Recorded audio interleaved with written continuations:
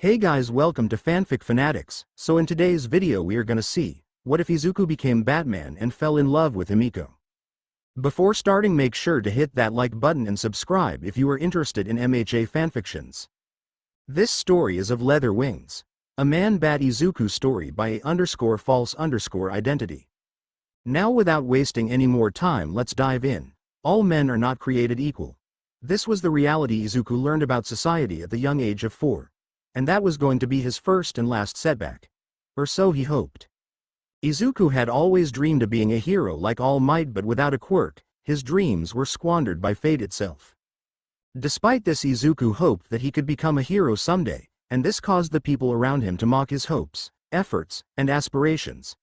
The worst of the bullying came from his former childhood best friend Katsura Bakugo, Kachan, who seemingly made it his life goal to torture Izuku, calling him Deku, and making him feel worthless. But soon everything was about to change for Izuku, for better or for worse. During a trip to the cutting-edge labs of the Musutafu Genetic Research Institute, MGRI, on the outskirts of the city, Izuku was engrossed by the research and technology on display. Vials filled with volatile chemicals, machines showcasing bones of various individuals with quirks that affect their bodies heavily and lightly, and pictures of various animal anatomy on display, but one caught Izuku's eyes the most: Demodus rotundus, the common vampire bat. Izuku went in closer to observe the intricate handcrafted detail of the picture, seeing its skeleton and organs drawn on the left-hand side of the bat, when suddenly he heard a voice reach out to him asking if he was okay. When Izuku turned around, he was met with a lean figure putting his hand on the back of his shoulder. He had brown hair and was wearing a lab coat. "May I help you, young man?"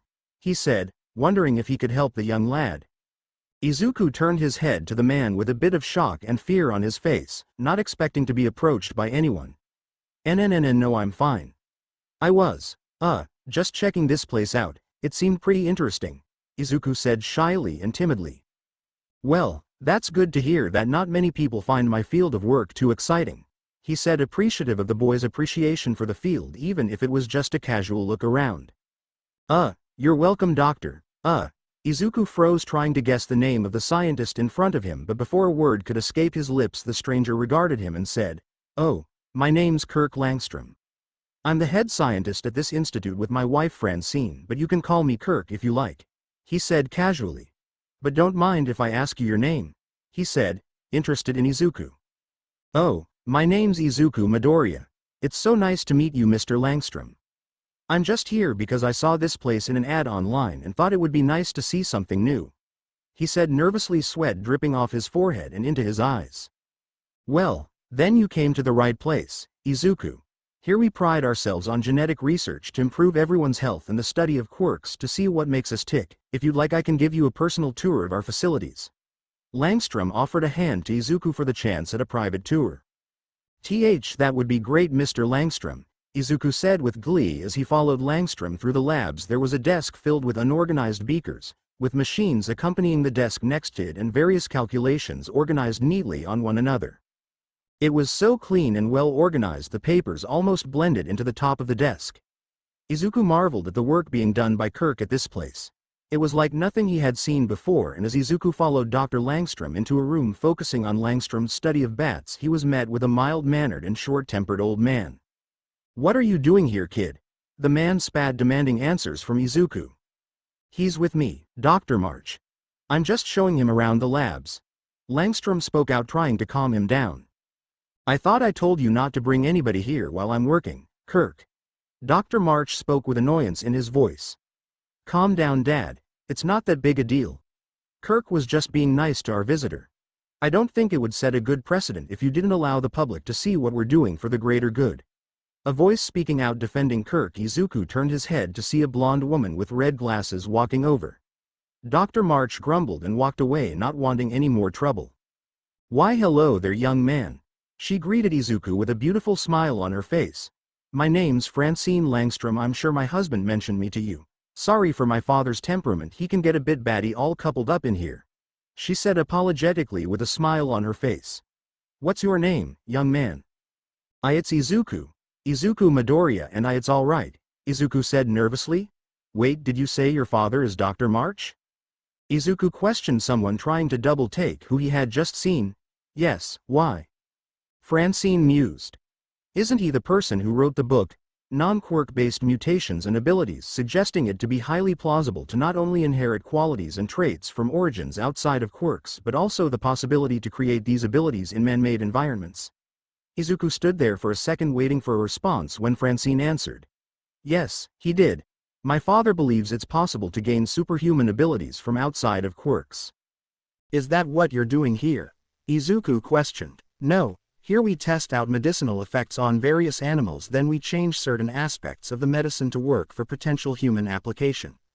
Kirk butted in, chuckling to try and continue this messy tour. Francine said, So now that you know what we're doing, I must wonder what you're doing here.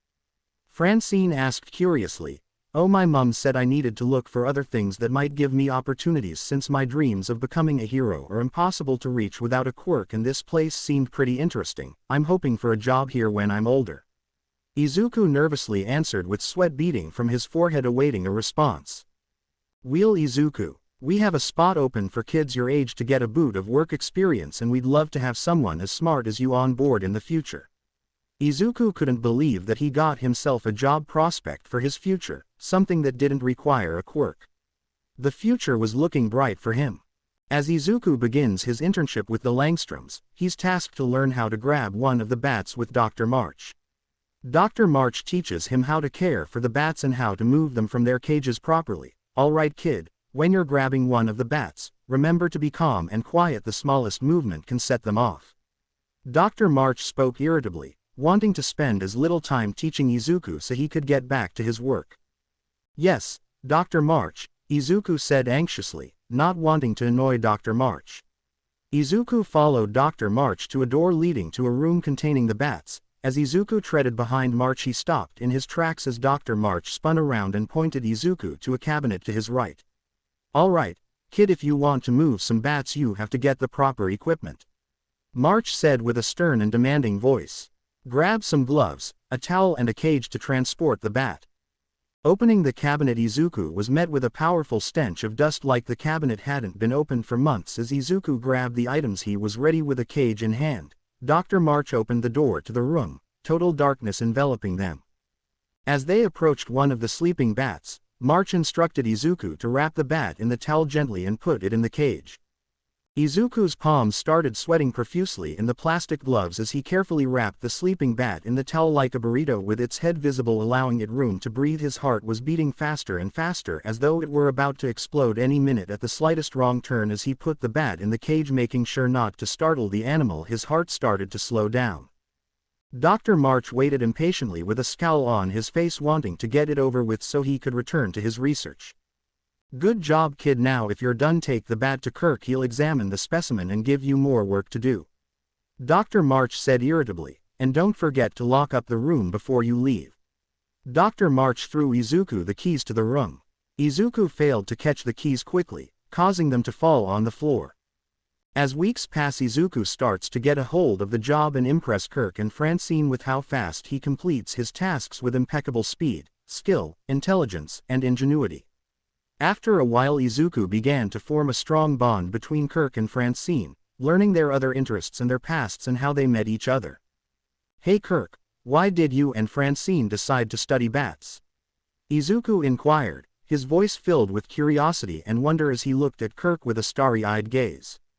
Well Izuku, I guess it all started when I was a little boy back in Gotham City. Kirk recalled his tale of his childhood in Gotham City to Izuku as he listened to Kirk's exploits. When I was 6 I had captured the hearts of a nation when I had gotten myself lost in a system of caves for 6 weeks. Kirk spoke with joy as he recalled his memories, each feeling as though it was yesterday. And just when they called off the search I crawled out of the caves and news of my return shook the nation.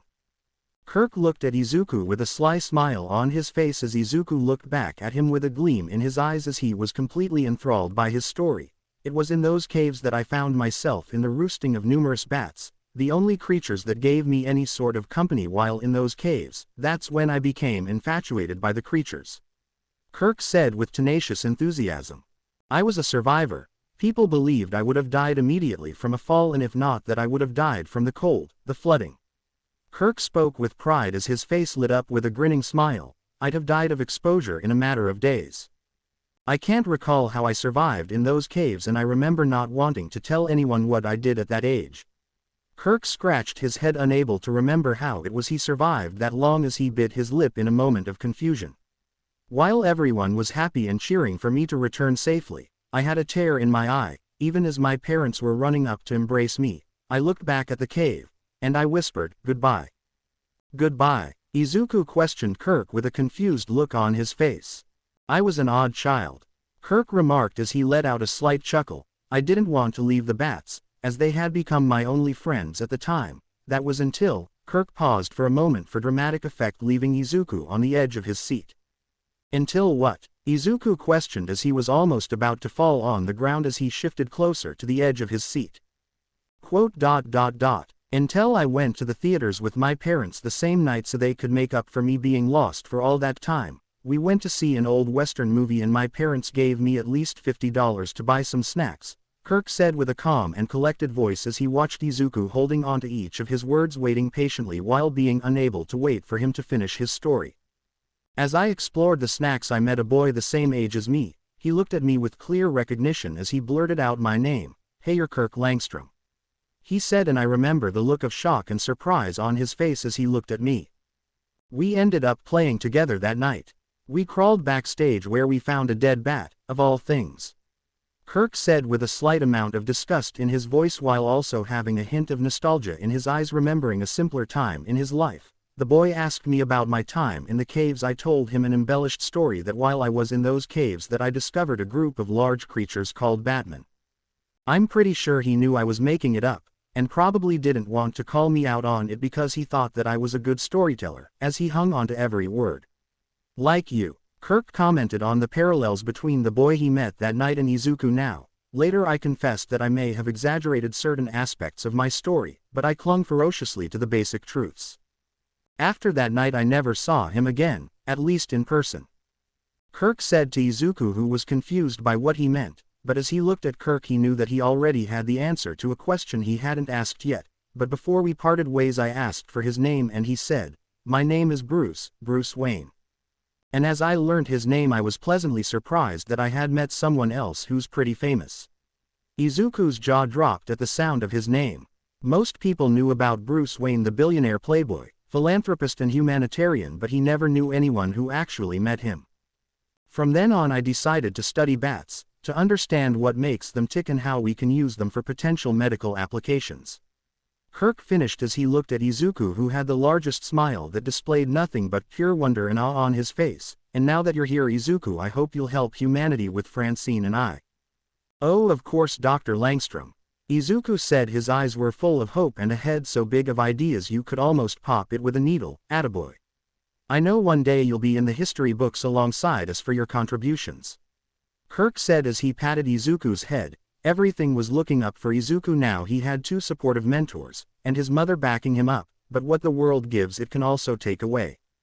Another week had passed and the skies outside were starting to get swarmed by light gray clouds, glistening in the skies from the harsh sunlight. As thunder began cracking within the clouds, the sunlight almost hiding the clouds, lighting up with blue and purple energy. Izuku had gotten comfortable with the Langstorms and Dr. March. He had finally gotten a hold of the ropes. Izuku was sitting at a table checking up on a bat, making sure that they were healthy before testing could begin. As Izuku carefully handled the bat, Francine walked into the room. She eyed Izuku's precision and care, elegant as a ballerina gliding through the air as his hands caressed the fur of the bat as he took its temperature. As Francine watched Izuku's gentle and caring nature, holding the bat in his left hand and writing down the recordings on a piece of paper with his right, Francine smiled warmly as she watched Izuku put the bat in its cage. "Well, looks like someone's getting the hang of things," she said, catching Izuku completely off guard. "Ag." Izuku gave out a little yell as he turned around to see Francine. "Oh, sorry, did I catch you off guard?" she said as she gave out a little laugh. "Oh, yeah, I just didn't expect to see you here is all," Izuku answered nervously as he let out a tiny chuckle. "So, do you need anything, Francine?" Izuku asked anxiously. "Oh yeah, Kirk needs you to go grab some paperwork from the printer downstairs." "I'd do it, but I have to go feed the bats." "Is that okay?" Francine asked warmly. "Of course." Izuku answered quickly as he sprinted downstairs to grab the paperwork from downstairs for Kirk. He was stopped by his former childhood friend Katsuki Bakugo. "What are you doing here, nerd?" Bakugo yelled. I'm doing an internship here, Kachan, that's all," Izuku said, scared for his life. Bakugo eyed the paper he was holding and snatched it from Izuku's arms. "What's this, Deku?" "Some important documents," Bakugo said as a twisted smile spread across his face. "Hey, give it back, Kachan, they're significant." Izuku cried out in anguish. Bakugo simply responded, "Oh really? Then it would be a shame if something bad happened to them." And with those words, Bakugo put the papers between both palms of his hands and activated his quirk, destroying the papers in a small explosion. Izuku looks in shock as he sees the papers burnt to a crisp, almost illegible. Izuku tries to stand up to Bakugo, saying, "What have you done, Kachan?" Only to be pushed down as Bakugo taunts him, saying, "You're pathetic, Deku. Always trying to play the hero." He spat, and Bakugo decided to walk away, leaving Izuku covered in cuts and bruises. As Izuku lies on the ground crying, Kirk comes down the stairs to see the commotion that is going on. He sees Izuku covered in cuts and bruises crying on the floor. "Izuku!" Kirk yelled out. "Izuku, what happened to you?" Kirk said, worry filling his voice as he looked at Izuku. Izuku sniffled as tears ran down his face like waterfalls. Unable to talk about what happened, Kirk took him to his office to clean some of the cuts. As Kirk cleans Izuku up, he asks Izuku, "What happened, Izuku? Did someone hurt you?" Kirk asked, trying to comfort Izuku. Izuku didn't want to speak and just sat in front of Kirk, sniffling still. Sighs, "Well, Izuku, I'm going to have to inform your mother about this. I'll let you take some time off. You need to collect yourself, and when you tell me what happened here today, only then will I let you back in the lab." Kirk said reluctantly. He didn't want to let Izuku go home, but it was clear he needed some rest after whatever happened today. While Kirk is on the phone ringing up Izuku's mother, Dr. March walks in carrying a beaker full of a purple liquid. As he walks through the lab, he stumbles and breaks the beaker. Izuku goes over to help clean up, grabbing a dustpan and brush. As Izuku cleans up the broken glass, he doesn't notice a small cut from the glass. Not feeling the initial cut, unbeknownst to anybody, a small amount of the liquid enters Izuku's bloodstream. When Kirk hangs up the phone with Izuku's mother, he takes over the cleaning, saying, "Izuku, it's time to pack your things. Your mother will be here to pick you up in 15 minutes. Izuku solemnly nods and begins to pack his things, all the while Dr. March's liquid is slowly taking its effect on Izuku. As Izuku's mother Inko rolled up to the lab, Izuku had a somber expression on his face as Francine walked him out of the building to the parking lot where Inko was waiting. As Izuku walked up to the car door, he tossed his bag gently to the floor of his seat and sat with a defeated look on his face, not interested in what his mother was talking to Dr. Francine about. As he looked at the dark clouds off in the distance, moving now and then to show the blue sky, accompanied by a ray of light that shined onto Izuku's face. As Inko hopped back into the car, Izuku remained silent, not acknowledging his mother or her questions. The car ride home was filled with awkward silence, with no music coming from the radio. As Izuku was not feeling himself, he didn't want to turn on anything. He just sat in his seat looking out his window. The skies filled with storm clouds, with thunder illuminating the world before the cracking boom. As he looked onto the yonder distance, Izuku started feeling tense in his body, his muscles tightening out of nowhere, his stomach churning and gurgling. He grabbed his stomach in pain, wondering what it was he ate that would make him feel sick to his core. "Izuku, is everything all right? You don't look so well." Inko inquired about her son with apprehension as Izuku looked in some pain. His skin looked pale, resembling that of a specter.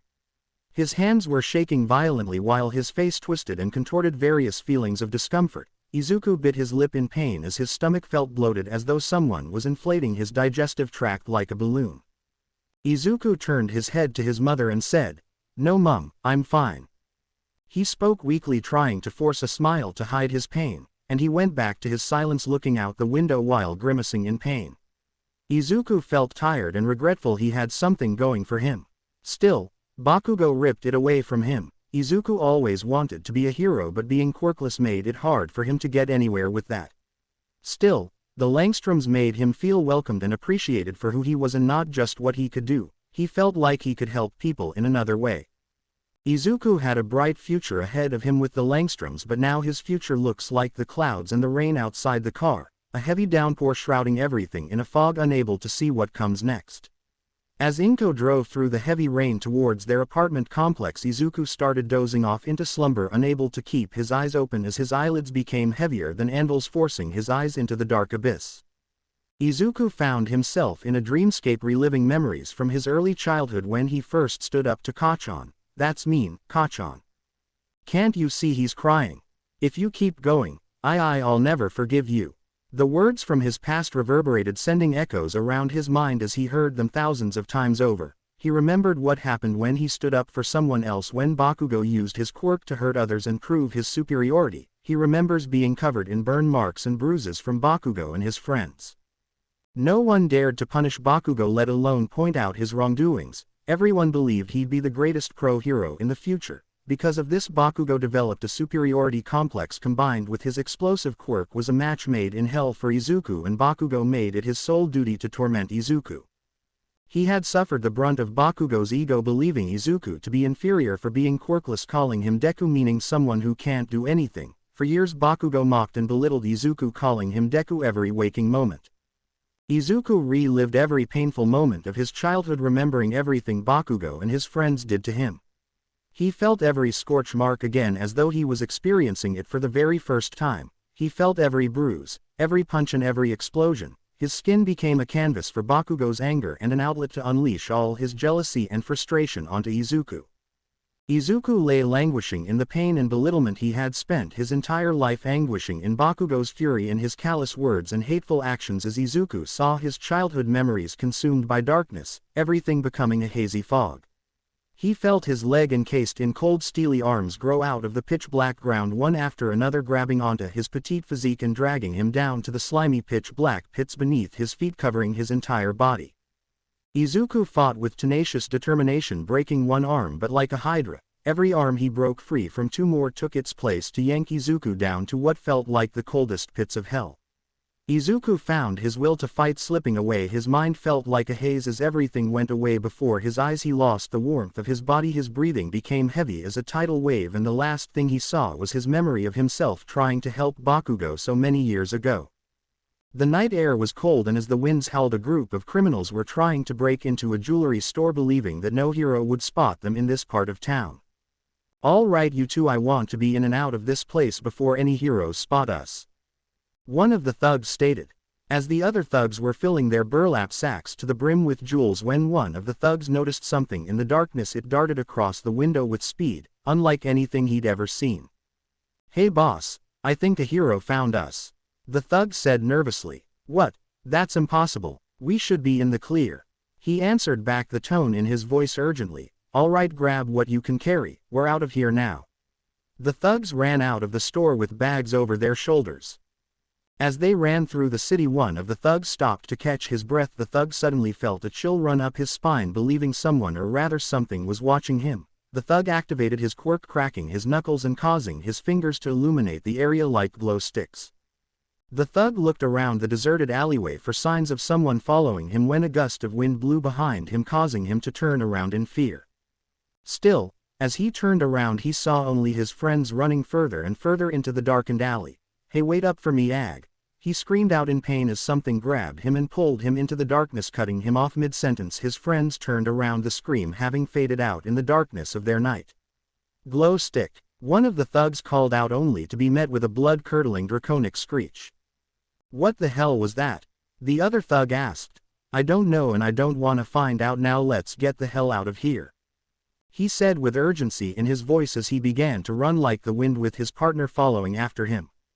As the first thug made it to the getaway car, the second one was far behind him, trying to reach for the vehicle when a large black body suddenly darted across the alleyway, stealing the thug before he could get to the car, as blood and jewels splattered and scattered across the forgotten alleyway. "Jesus Christ, I'm getting out of here," the thug said as he frantically tried to start his car to no avail, his engine sputtering over and over with each key turn. As he continued to turn his key in the ignition, he saw a large black body dart across his windshield, as if suddenly his car finally turned on, only to be met with a large metal bang on top of his car as two large talons break into the roof of his car. The thug drove with worry as he tried to shake off whatever was chasing him, but it was too late. The talons tore open the roof of the car, and as the thug looked on he saw a creature unlike any other, but before anything could happen the creature sunk its teeth into the thug as a ghastly scream echoed through the night. As the sun begins to rise, giving birth to a new day, Izuku finds himself in his bed with his All Might pajamas completely torn. Attributing this to wear and tear and shrinking in the washing machine, Izuku prepares himself for school. As Izuku leaves his house, he's met with a nasty scene on his way to school: 3 bodies, a flipped car, and blood everywhere. Police surround the crime scene, picking anything they deem to be evidence as paramedics wheel off the barely conscious thugs, while Izuku thinks to himself, what kind of person would be capable of doing this? Izuku focuses on this when a familiar voice tells him, "Get out of the way, you damn nerd." It was Bakugo who came to see what all the commotion was. Looks like someone's finally taking these villains seriously and ending them before they can commit another crime.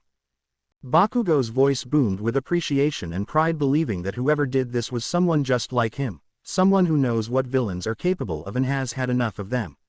Izuku looked at Bakugo with fear, still reeling from his encounter at the lab with him and being temporarily let go because of him, but still, Izuku said nothing to be afraid to fight back. Meanwhile, at the police station, Detective Tsukauchi is talking to a very tall, sturdily built man with the head of a beagle. Kenji Suragame, discussing the recent attack and how they've never seen something this animalistic before. Detective Tsukauchi leaned back in his chair, a puzzled expression on his face. Catchy title, huh? Tsukauchi points to the news headline, "Petty Criminals Eviscerated by a Flying Creature," with a blurry picture of what seems to be a pair of wings. "So we got any leads?" Tsukauchi asked, his voice carrying the severe gravity of the situation. "Yes, Tsukauchi, woof."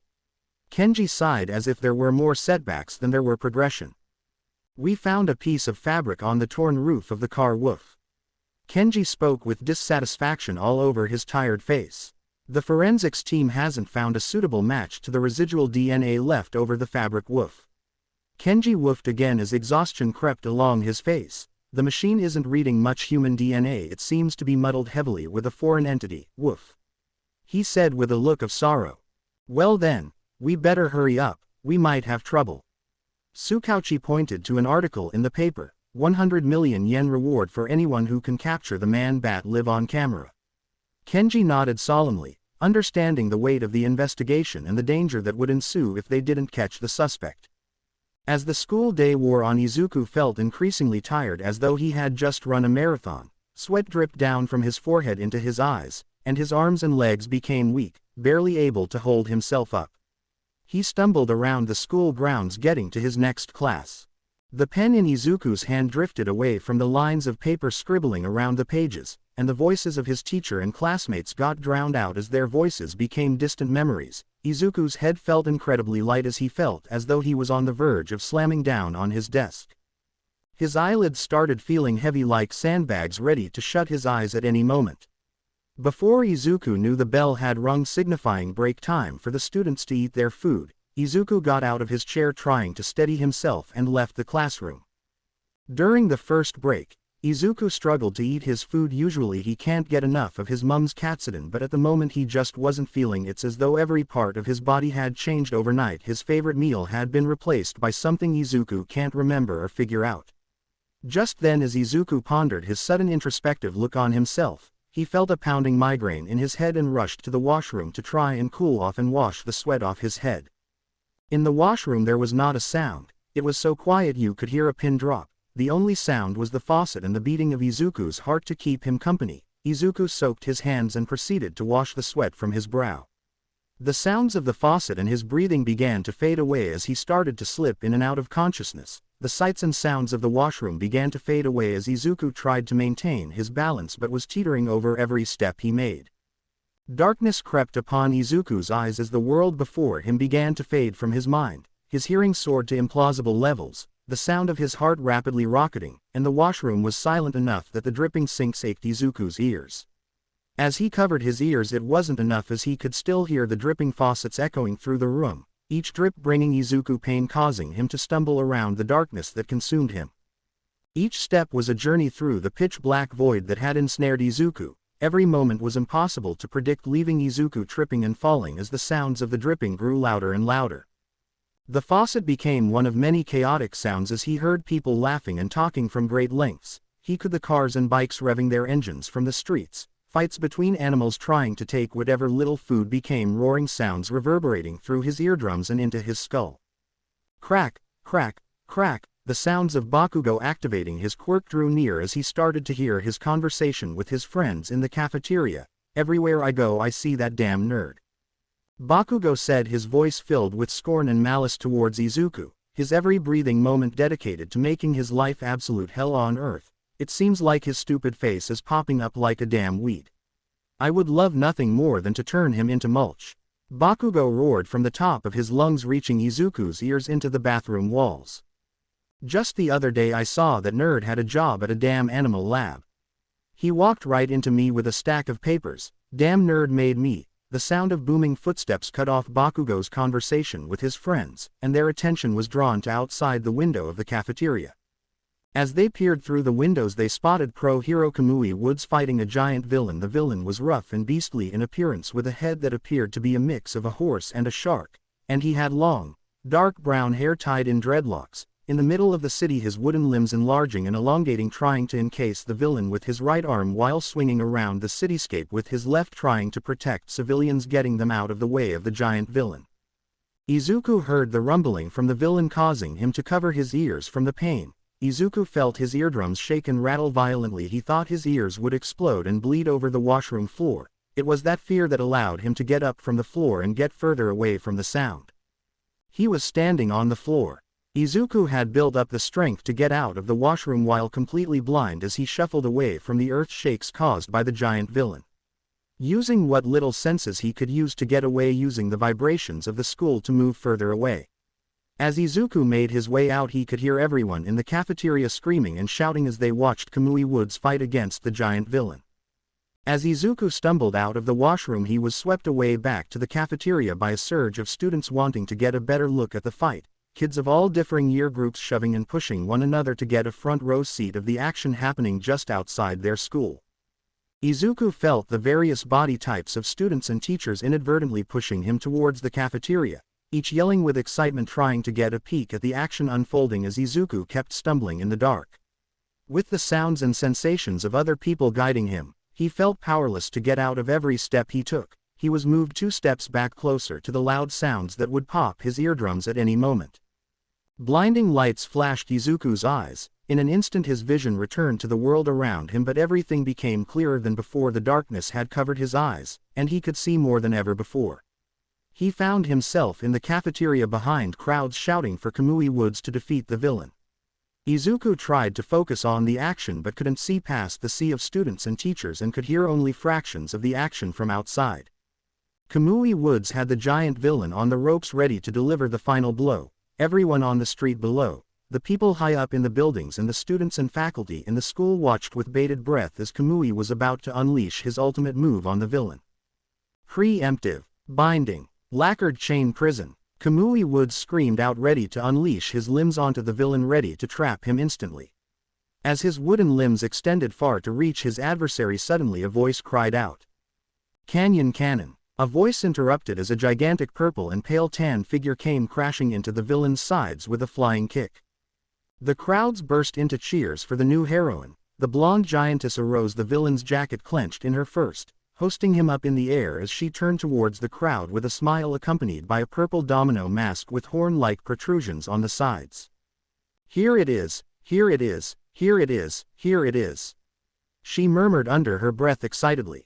Today is the day of my debut. The giantess grinned. She took center stage, striking a pose ready for the cameras. My name is MT. Lady, and it's a pleasure to make your acquaintance, she said while shaking her butt slightly, taking pride in making the lewd comment about herself as men below started swarming at her feet, taking pictures of the heroic deed and her curvaceous young figure. Shush, she's getting the credit, Kamui Woods whispered under his breath in frustration, watching as all of his hard work was for nothing as the new heroine MT. Lady took center stage. As the students and teachers in the cafeteria watched the new hero show herself off, many took to their phones and started taking pictures of the new giantess heroine. Izuku went to grab his hero notebook and started writing out everything he could about the new hero. He detailed everything from her movements to how she used her quirk in combat, then drew a rough sketch of Mt. Lady. He continued to doodle in his notebook for the remainder of the day, fascinated with the new pro-hero. When the last period came, Izuku kept his head glued to his notebook, finalizing the details of his drawing. He ignored the bolstering cheers of his classmates, ignoring everything his teacher was saying. Since you're all in your third year, it's time for you to think seriously about your future. Their teacher said in a stern yet cheerful and prideful tone, showing his love for his growing and aspiring students. He continued with the lesson writing on the board. I'll pass out handouts for your plans now, but you're all pretty much planning to go into the hero course, right? He said playfully, looking away from the board and raising an eyebrow to his students. Yes, they said excitedly, all in unison, activating their wide array of quirks. Yes, you all have wonderful quirks. But using your powers at school is against the rules. He continued with playful remarks and banter, feeding into their aspiring futures. Teach, don't lump us all in the same group. I won't be stuck at the bottom with the rest of these rejects. Bakugo screamed at the top of his lungs with ferocity as a torrent of outcries from enraged peers flooded in and mixed in with praise for Bakugo, believing he would be the future one hero. That was uncalled for, Katsuki. A sea of students enraged by Bakugo's accusations screamed from their lungs towards Bakugo, who openly mocked them, laughing at their faces. You all should shut up like the extras you are, Bakugo said, continuing to mock his peers with a smile stretching from ear to ear, relishing in his ego. Oh, if I remember correctly, you want to go to UA High, right, Bakugo? Their teacher said as he inquired about Bakugo's ideal future. That national school, one girl asked. It was in the top 0.2% this year, you know. A student clamored. Their acceptance rate is always meager, too. Another chimed.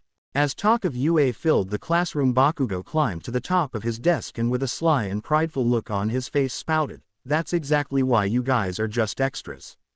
I aced the mock test. I'm the only one at this school who could possibly get into UA." Bakugo roared with blind ferocity and arrogance. "I'll surpass All Might and become the top hero. My name will be inscribed on the list of top earners." Oh yeah, Midoriya wanted to go to UA, too, right? Their teacher exclaimed as he exposed Izuku's secret, causing the room to go dead quiet for a few seconds. All the students had their heads turned to Izuku, their eyes puncturing a hole into his soul. Then the room burst into laughter as everyone mocked Izuku for even thinking of getting into UA without a quirk. Izuku tried to cover his head with his arms, laying his face flat on his desk, trying to hide from the embarrassment his teacher put him into, praying that everyone would stop sooner rather than later. Midoriya, no way, one student said as she cackled, a laugh close to that of a hyena behind her hand. You can't get into the hero course just by studying. Another one screamed from the top of his lungs while struggling to contain his laughter as it echoed akin to kookaburras. They got rid of that rule. Midoriya arose from his seat, trying to defend himself. It's not like I want to go there anymore though, he said, trying to convince everyone that he had already given up his dream, but was ignored by the cacophony of laughter filling the classroom. There's just no precedent, one boy cried out while laughing hysterically. Hey, Deku, Bakugo growled as he launched himself towards Izuku, placing his palm on his desk and activating his quirk, causing a small explosion that sent Izuku reeling back against the wall. You're below the rejects. You're quirkless. How can you even stand in the same ring as me? He spat, his voice filled with disdain as he ridiculed him. No, wait, Kachan. It's not like I'm trying to compete with you or anything. Believe me, Izuku said weakly as a mouse. The dynamic between him and his old childhood friend had been snuffed out by Bakugo's need to prove his strength to everyone. What once was a beacon of camaraderie became a pitch-black void of torment and despair for Izuku. As Izuku continued, his back up against the wall, Bakugo looked on with a power-hungry gaze as he awaited his response to decide his final action better. Izuku looked on as his body gave way to a cold sweat, as Bakugo's patience began to run thin as loose strings on a shirt. It's just that it's been my goal ever since I was little. And well, I won't know unless I try, Izuku said, his voice hardly above a whisper, hoping at that moment Bakugo would understand. Bakugo snapped. He started foaming at the mouth with a fury of 1,000 suns. What I mean, unless you try. Are you taking the test for fun? He couldn't comprehend the string of words that had flown into his ears. He wasn't about to let some insect such as Izuku escape from beneath his boot. Bakugo's hands started sparking and producing small little bits of smoke. The sizzling sound reverberated through Izuku's ears. He closely watched Bakugo's expression, showing nothing but malice and contempt, his mouth open, showing his teeth grinding against each other with a sound in the vein of nails scratching on a chalkboard.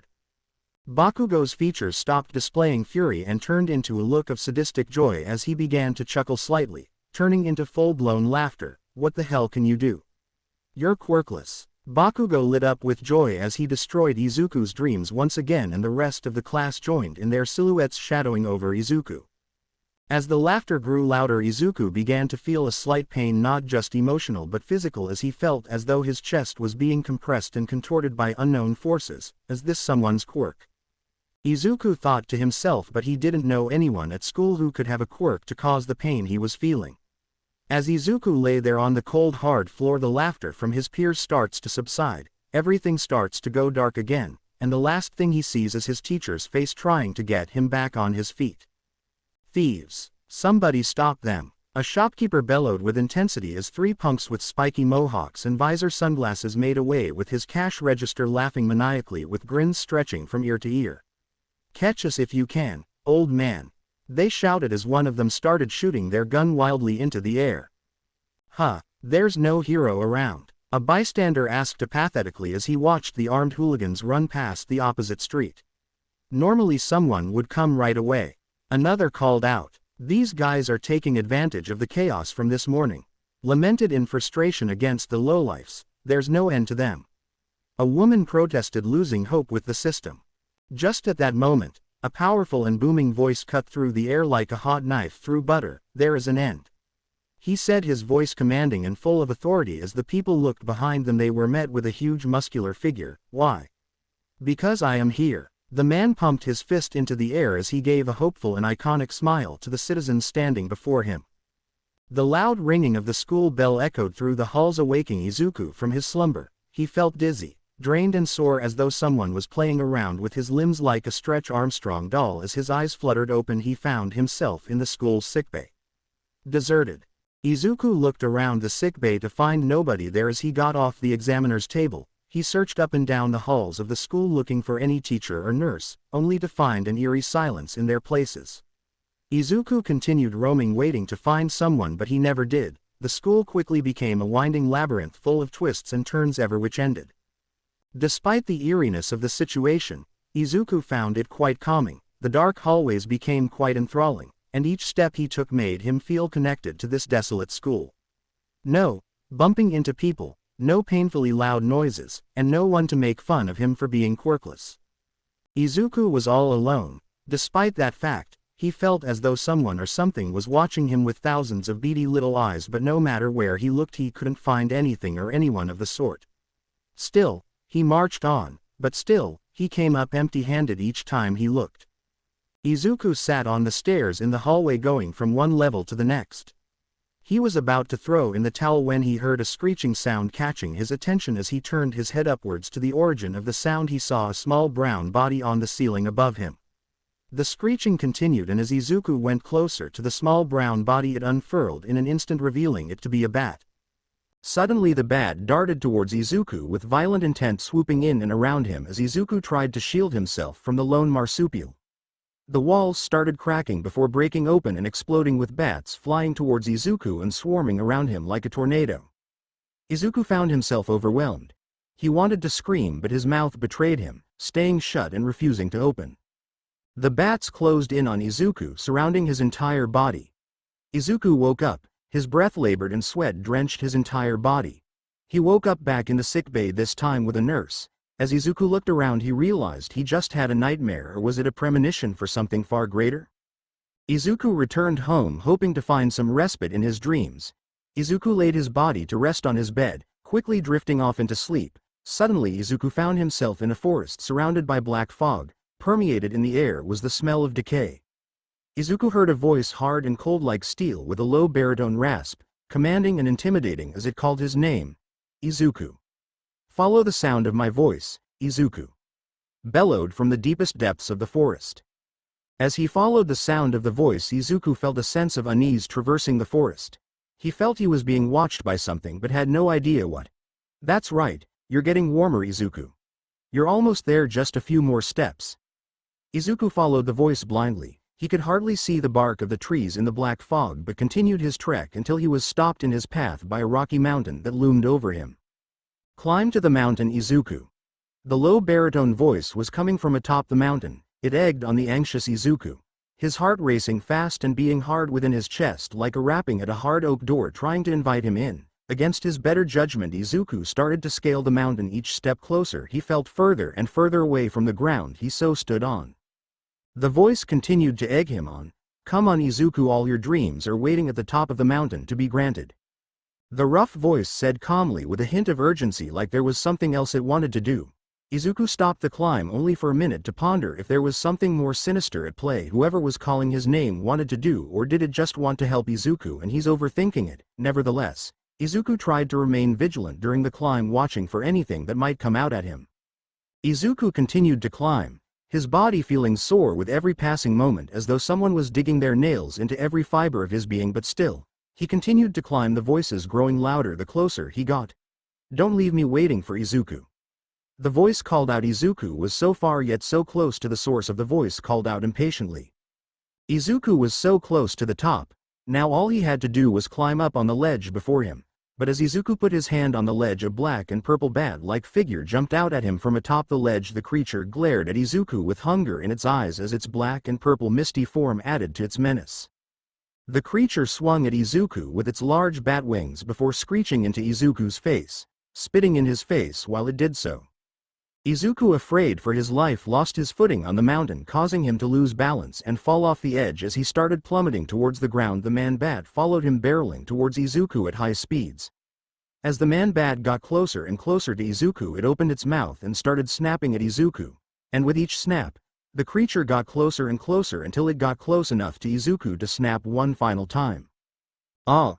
Izuku woke up screaming and sweating in his bed, his All Might memorabilia greeting his worried eyes, gasping for air, his head pounding in the vein of a hammer bashing against metal. Izuku checked his alarm clock, reading 11:49 p.m. Izuku, still reeling from the vivid nightmare, headed to the bathroom, turned on the faucet, grabbed handfuls of water and splashed his face, washing the sweat away, and his breathing became heavier and longer. Suddenly Izuku felt a sharp pain in his chest, as if there was someone who grabbed his lungs and started violently pulling them apart, reshaping them as if they were balloon animals. Izuku's feet started to tighten and his legs became weak, causing Izuku to fall to the tile floor. Izuku gritted his teeth in pain as he felt his muscles and bones were being torn apart and rebuilt as if it were like clay. Izuku began to feel his clothes tightening around his body as he grew black and brown fur all over his body, starting at his hands and spreading to his chest. Izuku began to grow in size. Izuku felt his shirt tear off his body and his back began to hunch, causing Izuku immense pain. But the worst was yet to come. What's happening to me? Ah!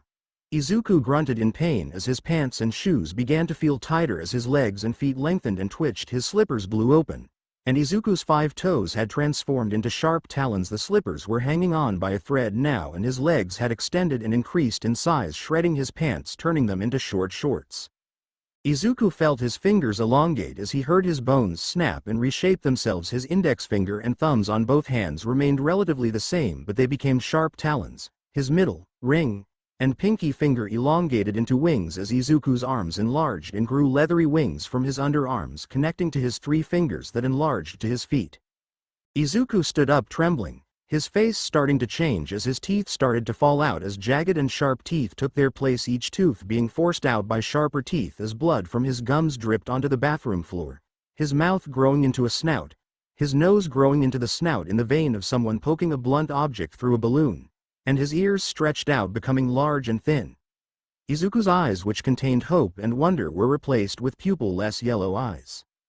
Izuku vanished into the mind of the man-bat, and the man-bat unleashed an ear-grating screech, the sound of which woke up Inko Midoriya. As she quickly got dressed to see what was going on, she heard more screeches from the bathroom. She couldn't unlock the door, her body filled with worry as the screeching grew louder, fearing that something horrible had happened to her son Izuku. As she finally opened the door, Izuku had already escaped the bathroom, destroying the wall as if it was made of paper and flying out into the city.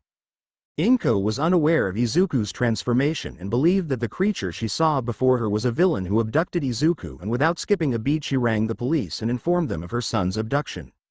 "Stop it, please. Why are you doing this, Toga?" The voice of a schoolboy cried out in an abandoned high school. Rusted lockers swinging open. Paint peeling off the walls faded from years of moisture and extreme temperature. The boy was covered in cuts and bruises covering his body as he sat at the mercy of the villain. Standing before him was a girl named Himiko Toga. She had inward tilting yellow eyes and thin slit-like irises, resembling those of a feline. Her sinister smile widening, showing her sharp canines pointed longer than her other teeth, giving her a vampiric look. She had pale ash blonde hair with 2 hair buns on each side of her head, styled into 2 messy buns, with numerous wild strands sticking out, a straight fringe and 2 chin-length side bangs framing her face. Himiko spoke playfully to the boy, saying, "Because I love you," she said slowly and creepily, giggling to herself, covering her mouth as she giggled. She continued, her smile widening slowly, revealing more of her teeth to the boy, but before anything else could happen she said, "And because I want to be you, Saito," she said, giggling with delight echoing through the walls of the dilapidated halls of the abandoned skull like a hyena's laugh. What?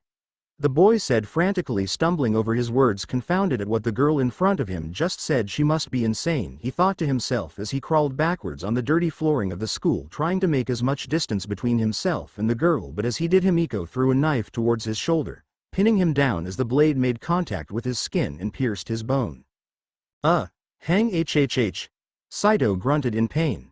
The sound reverberated through the dingy school hallway, as he felt the knife pierce his flesh and bone, feeling the knife deep in his shoulder. Saito couldn't escape. Himiko Toga, she had cornered him against a wall, ready to deliver the final strike to end his life, akin to a hunter finishing off a wounded deer. Her smile glistened in the moonlight as if it were a lake, the light shining off and on Saito's horrified face, showing his features to the girl in the pale moonlight. "Ooh, I can't wait to see you bleed, Saito. I'm just salivating at the mouth. I can't wait to taste you and then become you."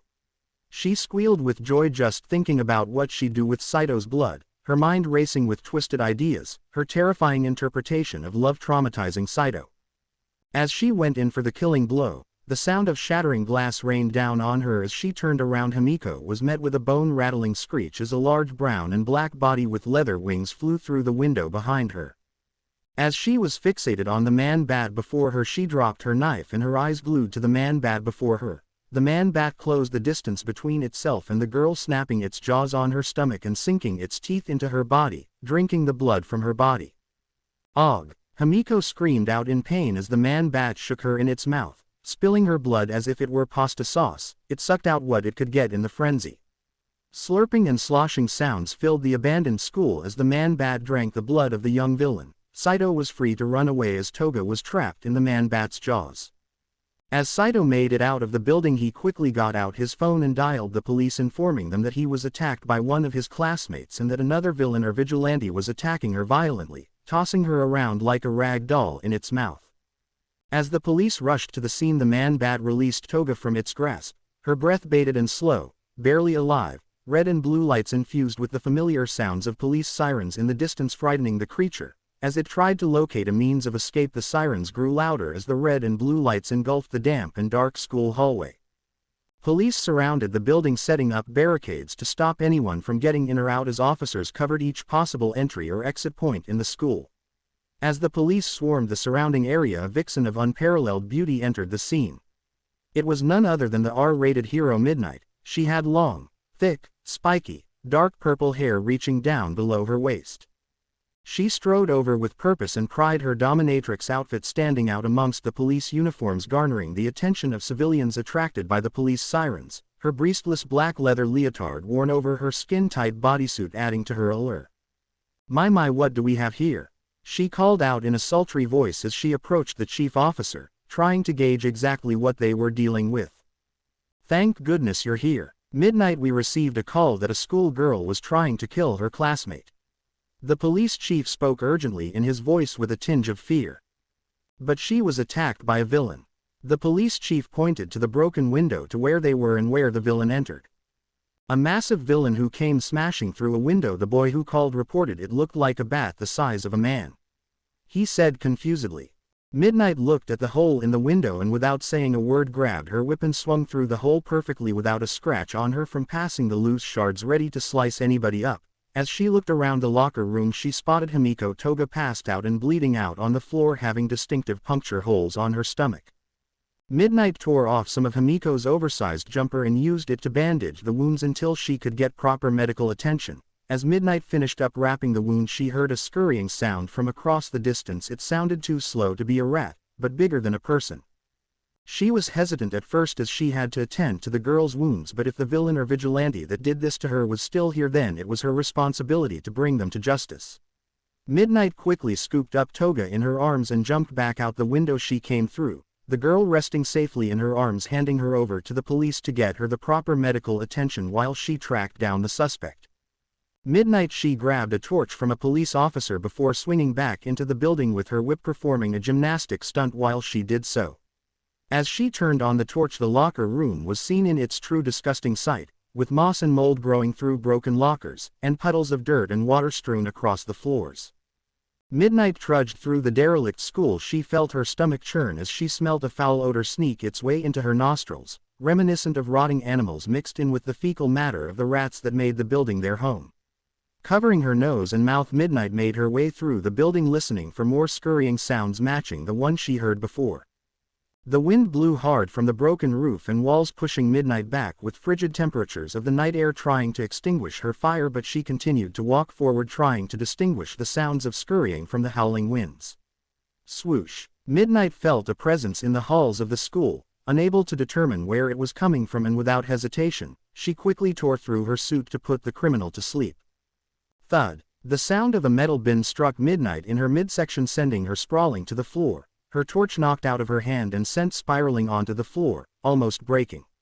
As she lay on the floor trying to gain her strength, she felt both her arms pinned down by two large feet reminiscent of talons. She saw a silhouetted figure, its yellow eyes being the only visible thing. The man-bat produced a snarl as it with its jagged teeth illuminated by the moonlight. The man-bat viewed Midnight with apprehensive curiosity, lowering its head to inspect her features. Midnight struggled to break free from the man-bat. She felt a tinge of fear wash over her as the man-bat breathed heavily against her face, the warm wet nose of the man-bat dripping onto her clothes. As the man-bat's face gazed upon Midnight's features, it showed a certain familiarity towards her with a certain level of respect. As the man-bat was beginning to let its guard down, it jolted its head upwards, its ears picking up on sounds Midnight couldn't hear. The man-bat's ears twitched in anticipation, before jumping off of Midnight and flying away through the halls. Well, it looks like this villain is smarter than I gave them credit for. A tired and reserved voice with a hint of sternness exclaimed. From the shadows, he descended from gray cloth-like material, a slender and tall man, with pale skin and messy, shoulder-length black hair partially hanging in front of his face, with half-opened black eyes. Well, it's so nice to see you again, my darling Eraserhead. Midnight said flirtatiously as she struck a sexy pose with her hand on her hip, before finally blowing a kiss towards Eraserhead. And what do I owe the pleasure of seeing you here? Midnight continued, her voice filled with sultry tones as she eyed Eraserhead as if he were nothing but candy. Same as you, a vigilante attacking a would-be future villain, Eraserhead answered bluntly and apathetically, wasting no time with pleasantries as he walked past Midnight. His only interest was to stop the vigilante and bring them to justice. So are you going to help me catch this guy, or are you gonna just gawk at me all night? Eraserhead added, the urgency tinged with his monotone voice.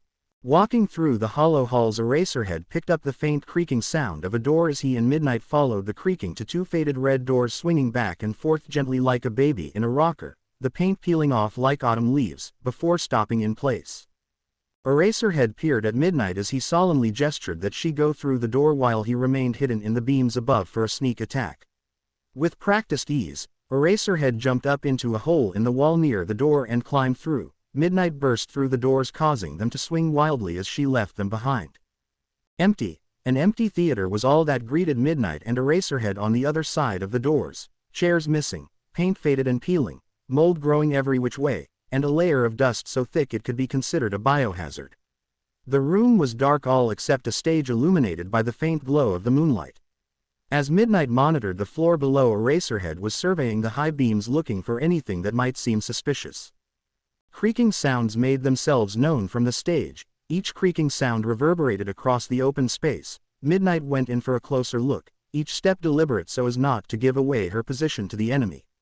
Eraserhead surveyed the surroundings, waiting for the enemy to pop out and surprise them, his heart beating slowly, his adrenaline controlled, his breathing steady, as he perched himself high on the wood akin to a bird of prey waiting for its meal to come out of its den. SMAAAASH. A stage light came hurtling down to the wooden boards below, narrowly missing Midnight. The wooden floorboards swallowed the light whole like a drop of water in the ocean. Midnight inspected the metal grids above her, looking for anything else that might put an early end to her hero career. Suddenly a rustling sound emerged from the dust-covered ragged drapes as Midnight went in closer to inspect, with Eraserhead carefully following her along the top. Midnight drew her whip ready to strike. As Midnight drew closer to the curtains, her eyes narrowed on the shuffling motions in the drapes. As she readied herself for anything, Eraserhead closely followed Midnight. As the movement in the drapes continued to grow violently each second, the drapes seemed to move with a mind of their own. Midnight swung her whip against the curtains, each strike carrying the power of 1,000 tigers until nothing remained of the drapes. Mice scurried away out of the shredded remains of the curtains, running past Midnight's heels. She exhaled deeply with dissatisfaction, but from within the darkness emerged something bigger, the man-bat. Its wings sprouted to unfathomable lengths, and it towered over Midnight, but before she could strike, she was struck by the wings of the man-bat, swatting her away as if she was nothing more than a mere housefly. Midnight was slammed into the wall, sending brick and mortar flying through the stage. The man-bat bellowed from the bottom of its stomach, unleashing a blood-curdling draconic screech bouncing through Midnight's skull. Eraserhead, sensing the opportune time to strike, he used his binding cloth and swung at high speeds with the grace and agility of a spider gliding through the air. Eraserhead's foot connected itself with the back of the man-bat, causing it to unleash a powerful shriek of pain. Midnight got back on her feet and started whipping the man-bat with absolute animosity, each strike connecting with the leathery skin of the man-bat. The man-bat tried to fly away through an opening in the roof of the theater, only for Eraserhead to encase it with his binding cloth, anchoring himself to the man-bat as it struggled against the steely wool like a fly stuck in a spider's web. Midnight continued to strike the man-bat with complete ferocity, but her strikes did nothing to the man-bat, whose skin was virtually impenetrable. As the man-bat's eyes darted back and forth, it began scheming and devising a plan, its mind rushing with adrenaline, trying to fight for its survival. As Midnight went in for another whip, the man-bat slammed itself into the ground, sending Eraserhead flying, and before he or Midnight could think, the man-bat slammed Eraserhead into Midnight, sending a shockwave through the wooden floorboards like an anvil. Midnight struggled to get back up as the man-bat swooped down, grabbing her back and crushing her ribcage with the force of a freight train. Midnight felt her bones crushing, but that was nothing compared to the powerless struggle she found herself in. Unable to move, unable to attack, she felt the weight of not only the man-bat but of despair as it bore down on her muscles and blood. She grunted in pain, in complete horror, as she lay there helpless. Is this it? Is this the end for me? Midnight questioned aloud, wondering if she'd go out in a whimper and not in a blaze of glory while defending the defenseless.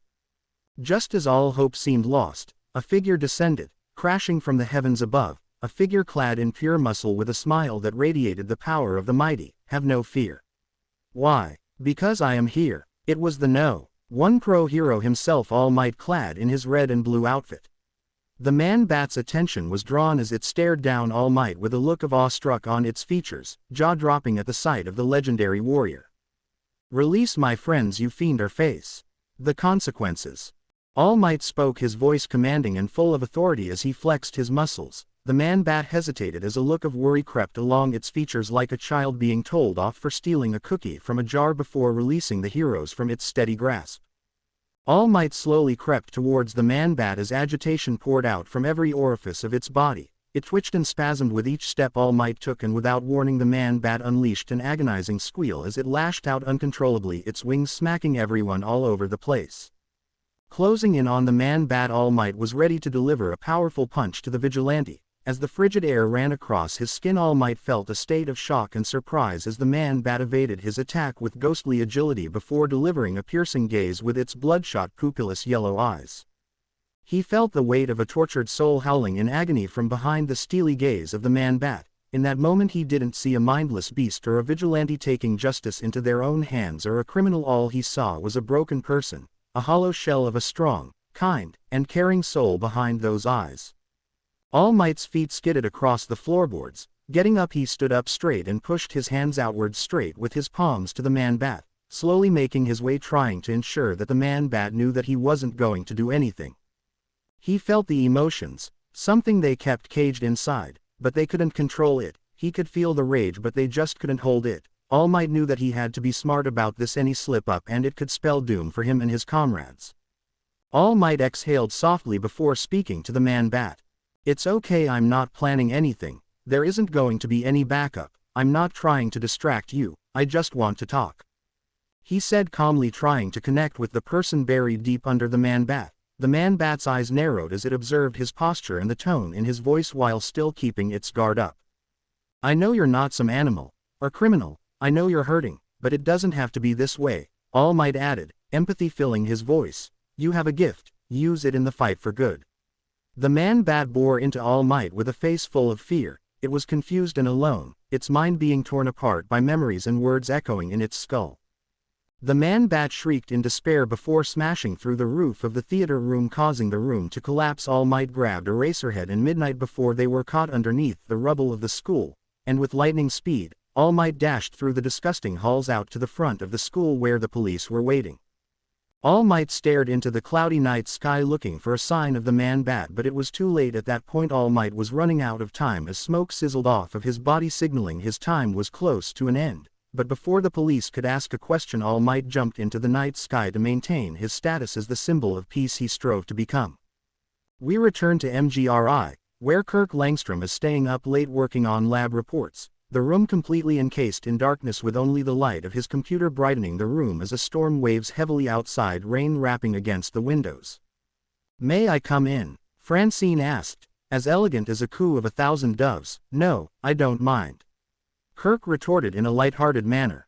Francine walked over with a folder tucked neatly in her arms. As she laid down the folder onto her husband's desk, she looked at him with worry. She wanted to tell Kirk something, but before she could get a word out, a loud crashing sound interrupted her train of thought.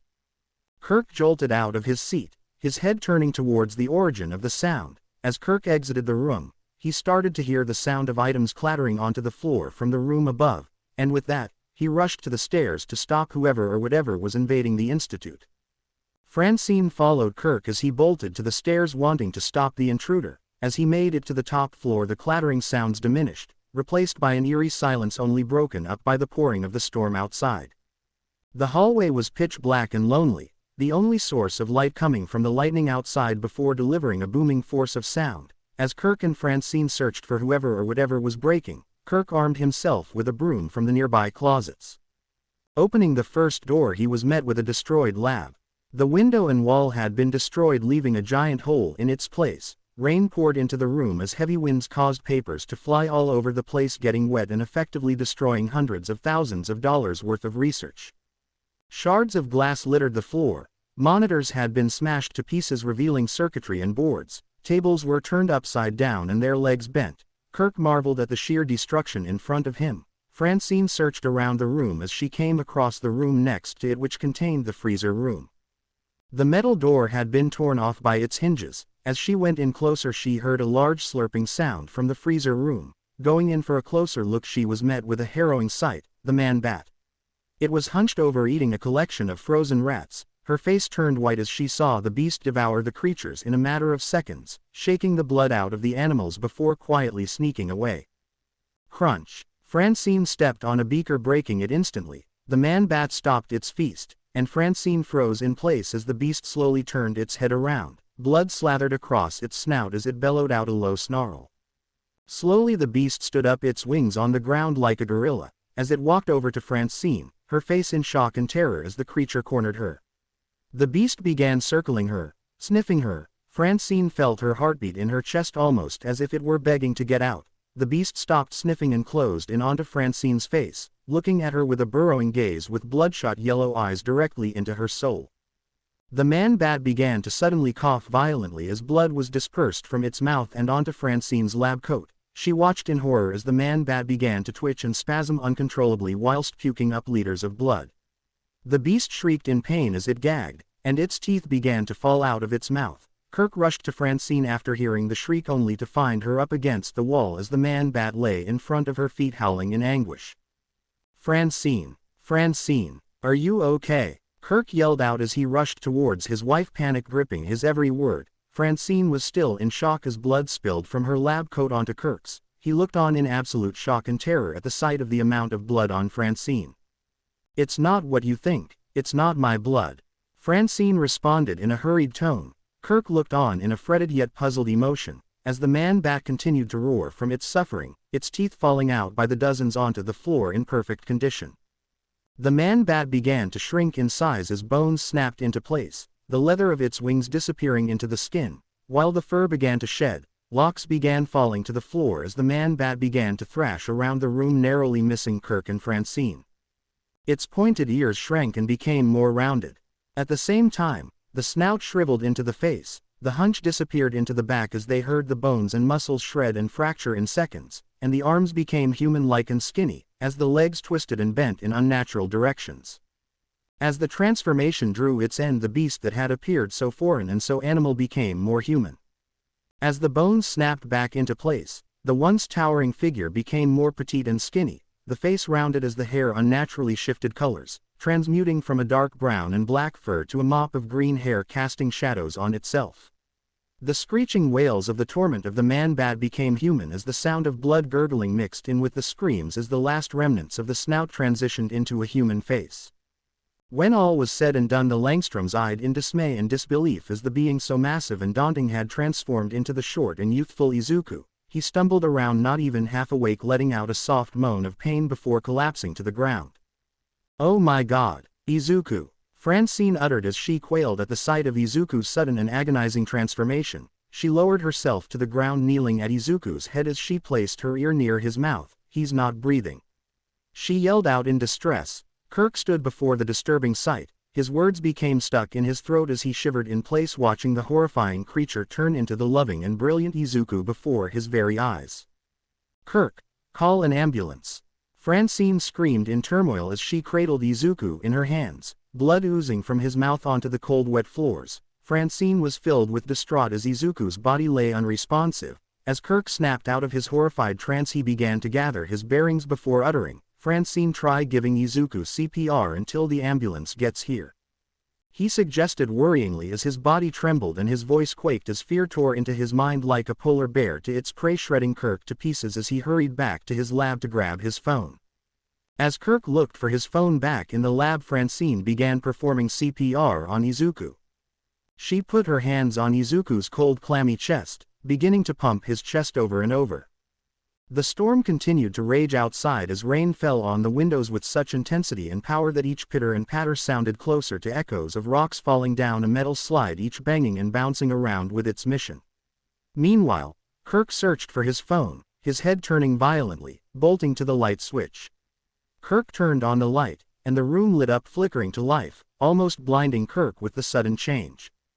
As he frantically searched for his phone, Francine continued to give Izuku chest compressions, her hands trembling against his frigid chest, her face filled with sorrow as she struggled to awaken from his slumber. Tears welled up in her eyes as she felt a mixture of emotions ranging from despair to self-loathing, and from agony to hysteria. Izuku, wake up, please," Francine screamed out desperately, her voice brimming with terror, pleading for Izuku's safety. The lab downstairs was being torn up as Kirk searched for his phone, sending various items flying off the desks with barbaric agility and strength as each moment he took looking for the phone Izuku could face dire consequences. Tearing up the lab, Kirk left no stone unturned. Kirk began panicking as everywhere he looked his phone was nowhere to be seen. He racked his mind to figure out where he left his phone, rushing his mind to remember where he left it last. Suddenly he was hit with a freight train of realization as he saw the phone from across the next desk over. Sprinting towards the desk, he picked up the phone, turning it on only for his heart to sink as a large battery icon appeared on his screen with a red slice filling 1/4 of the icon. His hands tightened on the phone, his thumbs digging deep into the buttons, his hands almost cracking the phone. As he growled, hot air escaped his gritted teeth, grinding, seething from head to toe. his face flushing with a crimson color, whilst his veins began bulging out from his forehead and hands. Kirk was flaming with a mixture of emotions ranging from anger and anxiousness to exasperation and regret. He felt useless in the heat of the action as he ran back out into the hallway and descended another flight of stairs to the entrance of the institute to a conference room to use the corded landline phone. Kirk's heart was beating heavily in his chest as he made it to the phone, dialing for the ambulance. The phone began ringing in his ear as he waited with bated breath. As the storm outside began to hail, ice the size of golf balls smashing across the glass, accompanied by the howling of the winds. Shattering the dark sky were the brief cackles of lightning lighting up the night. It had no rhyme or pattern, its destruction sporadic as its bolts landed close to the institute, leaving behind smoking craters in the pavement. Suddenly someone answered Kirk on the phone, but before he could answer or make a noise, everything cut out as lightning destroyed the telephone poles and power lines with sparks and wood soaring through the air, and the entire building lost power. Kirk felt a level of frustration he had never felt before as his patience was being worn thin. Francine cried as she continued compressing Izuku's chest, and he began to spew up more blood from his mouth like a fountain. Francine stopped compressing his chest as she turned Izuku on his side, tipping out as much blood from his airway. Pinching his nose, Francine opened Izuku's mouth and began giving him mouth-to-mouth. Blood filled her mouth as she pressed her mouth against his. Francine's mouth was covered in blood. She was overcome with feelings of nausea as she retched from the metallic and salty buttery taste covering her taste buds. Her head became dizzy as a pounding sensation accompanied her as a cough crept its way up her chest. Each cough created the feeling of 1,000 sharp knives stabbing into her head. Her elbows and knees were throbbing from the repetitive chest compressions and the cold tile floor, but she refused to give up. Kirk returned to his wife with sweat dripping from his forehead and his white lab coat soaked and stained, his breath slow and heavy, his feet quick and nimble as he felt them swell in his shoes from the constant back and forth running, almost slipping along the floor. A large white box with a red cross on it appeared in the room's door frame. Francine, the phone's dead and the power's out. He spoke with an alarming amount of woe and short breath, but I got the emergency first aid kit, he said as he kneeled to Izuku, wiping away the blood from his mouth and then Francine's. Kirk watched in trepidation and grief as Izuku's breathing began to stabilize as what seemed to be the last of the blood in his mouth shot out like a geyser. Francine gave Izuku one last press to his chest. Izuku began gasping for air and coughing as Francine and Kirk looked on in a shocked relief as Francine cradled Izuku in her arms. Tears welled up in her eyes as Kirk comforted her. Izuku will be all right, sweetheart, and everything's gonna be fine. Kirk tried to reassure her, but he was unsure if everything was going to be okay. He looked at Francine's teary-eyed gaze as he hugged with everything he had. Izuku, Izuku, wake up, Izuku. The low baritone voice had returned in a calm yet mocking tone this time. What's the matter, Izuku? Is the relentlessness of the soul-crushing world finally getting you down? The voice sneered as Izuku found himself confined to a drifting chasm, a dark ocean compacting Izuku's form. Are you still having thoughts that you can be a hero? The voice began to laugh wildly with a wicked tone that filled the desolate void perpetually. You just can't let go, can you? The voice taunted as the laughter grew louder and louder, each second dragging on and on as Izuku was frozen in place as though he was a statue condemned to hear the laughter and witness the everlasting vacuum of blackness pass him by without end. Izuku felt the loss of his physical body as though his blood and bones began to flake and rot away. With each piece that drifted away into the liminal pit was only one of the various painful sensations that greeted Izuku. His brain began to swell in the vein of a balloon filling with water to obscene sizes in a small sink as it pushed against the corners of his skull trying to break free. Each moment it doubled in size as his ears burnt up like an egg on a summer sidewalk, sizzling with steam coming off of his lobes. Oh come on, Izuku, don't be a bad sport, the fun is just getting started now. The voice announced as it reveled in his pain, a sadistic glee filling its voice. Izuku wanted to scream, but as he opened his mouth his jaw detached from his head in an instant, floating out away from his body. The pain grew worse, blood pooled from his open flesh into bubbles that glistened along the void. Izuku looked on in horror as he was witnessing what no human being ever should view. His eyes started to bulge out in terror, but what happened next only made him wish for death. A new sensation befell Izuku as his once bulging eyes experienced pain like no other. His eyes were pulled out of their sockets as they detached from the optic nerves, but Izuku could still see. as his eyes spun around in the dark void viewing his rotting body floating along his skin almost a greenish gray. Bones and muscle tissue revealed themselves and an out-of-body experience horrified Izuku as he saw what he had become. But he could still feel a tremendous amount of pain as Izuku's sight became weaker as nothingness took over his eyes, not darkness, true nothingness so blank and colorless, yet so far from it that it almost defied logic. The horror of that realization sent Izuku spiraling into madness as he felt a warmth emerge from his stomach before a new commotion stirred from the back of his head, cracking open as easy as an egg while his ears continued to sizzle, but when his head opened all he felt was a glacial cold freezing his blood and nerves for a few seconds before the molten temperatures of his ears began to drip to the back of his head releasing the nerves and unleashing a torrent of pain to him. With what was left of Izuku's body if the words, pain were written in the smallest size on the last remaining parts of his body it would not even start to describe the pain he felt as each pain was a mixture of frigid and boiling temperatures infused with swelling, splitting and stabbing commotions all over his body.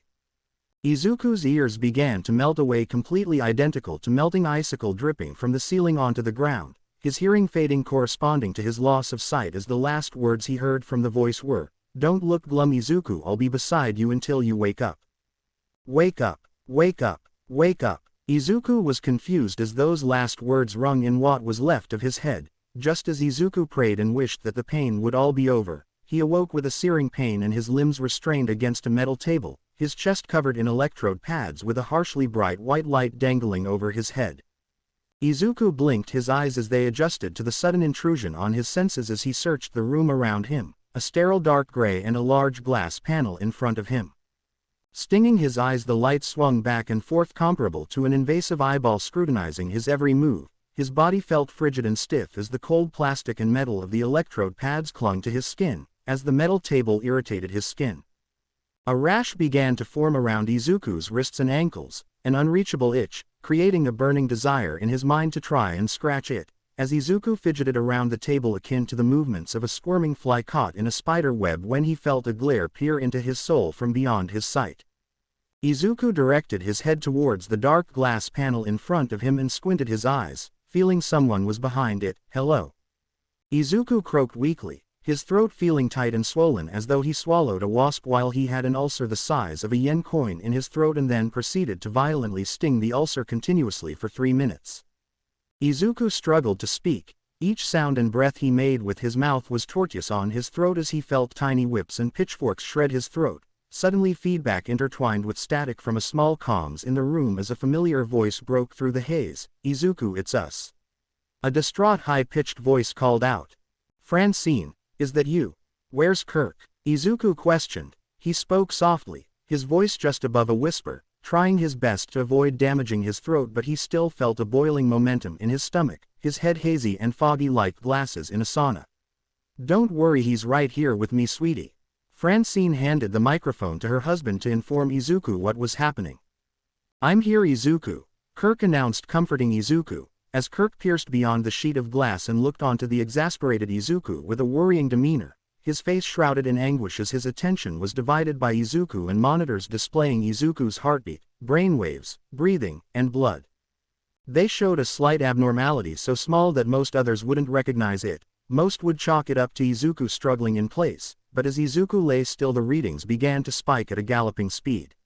"Where am I?" Izuku asked inquisitively as his voice became raspy and dry. "You're in the spare lab in the basement where we do readings on people and animals," Kirk said, his voice filled with a calming yet urgent tone. The monitors were starting to pick up speed, worrying Kirk and Francine in an attempt to figure out what was happening to Izuku. Francine asked, "What's the last thing you remember before waking up here, Izuku?"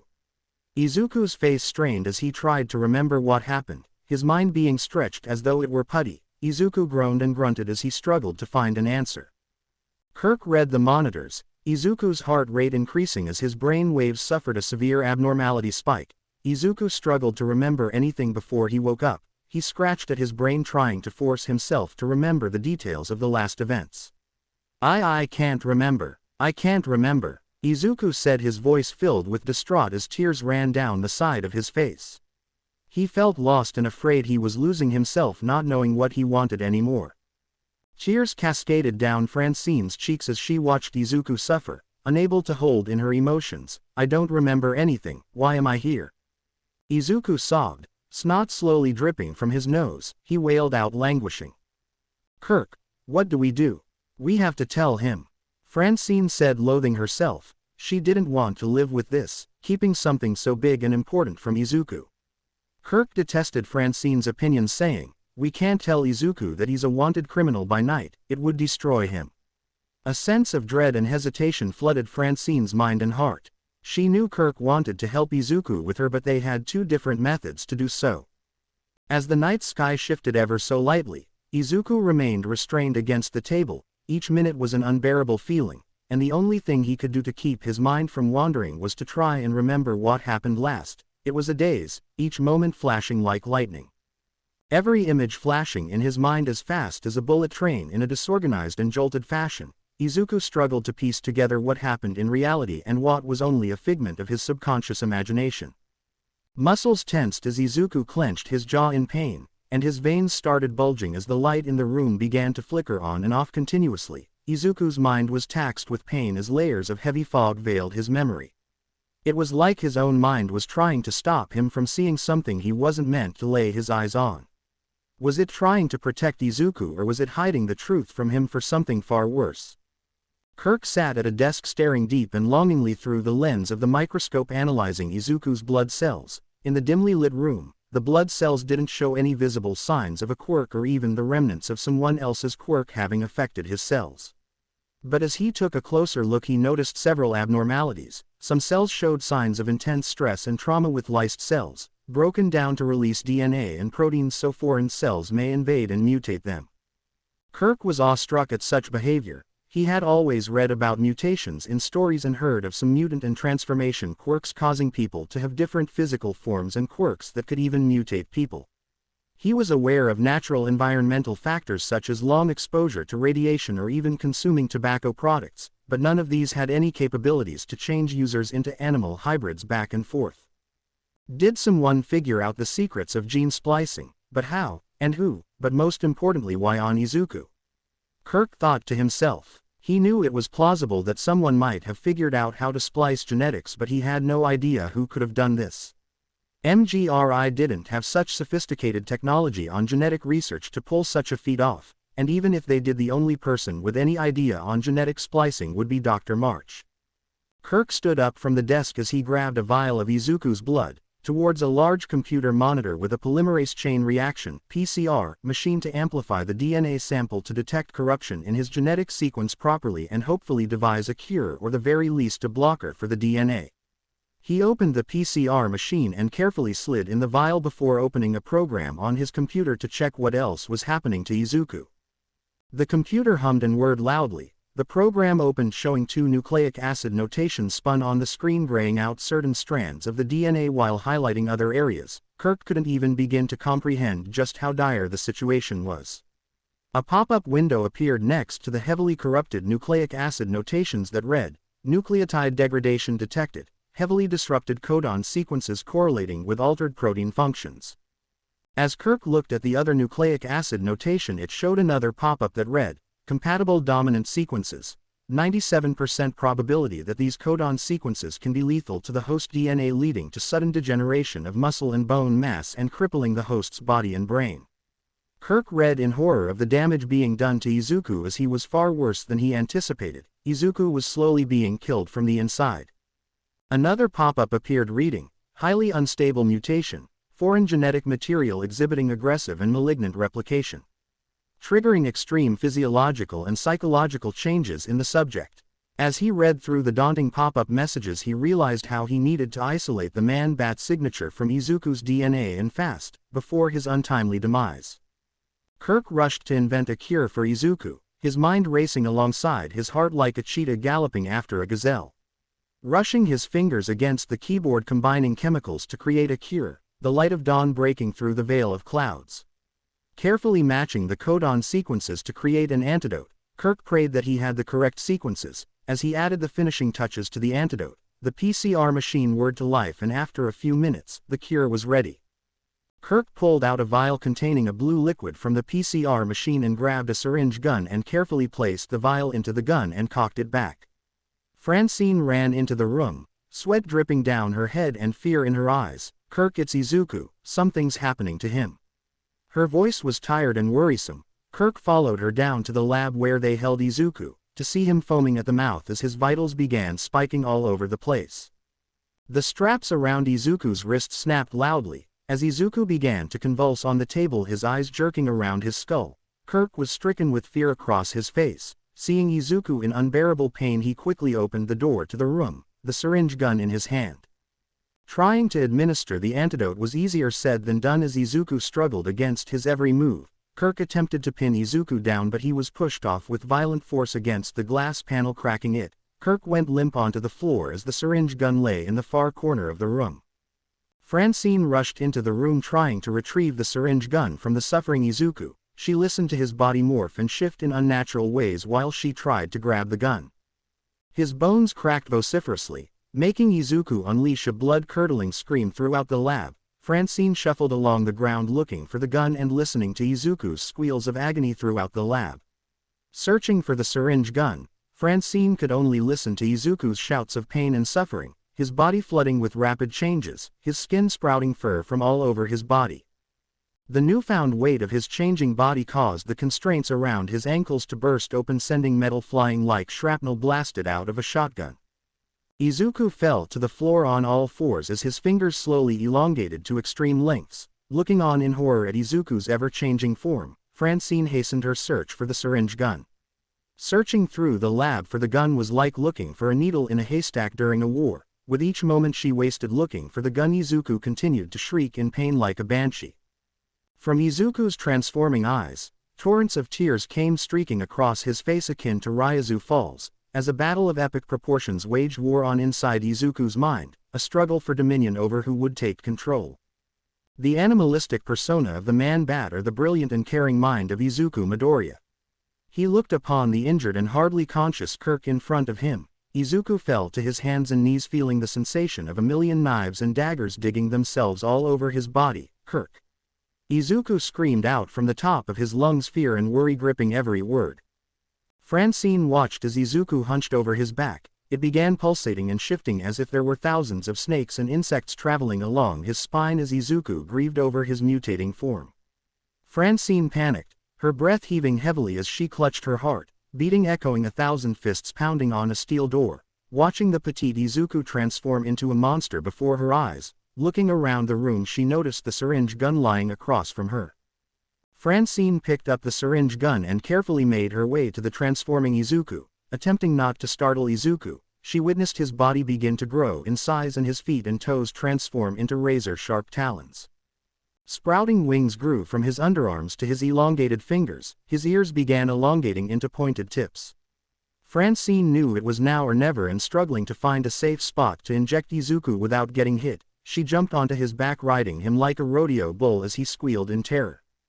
Kirk opened his eyes, gathering his bearings, only to see Francine hanging onto Izuku mid-transformation, with one hand for dear life with the syringe gun in her other hand.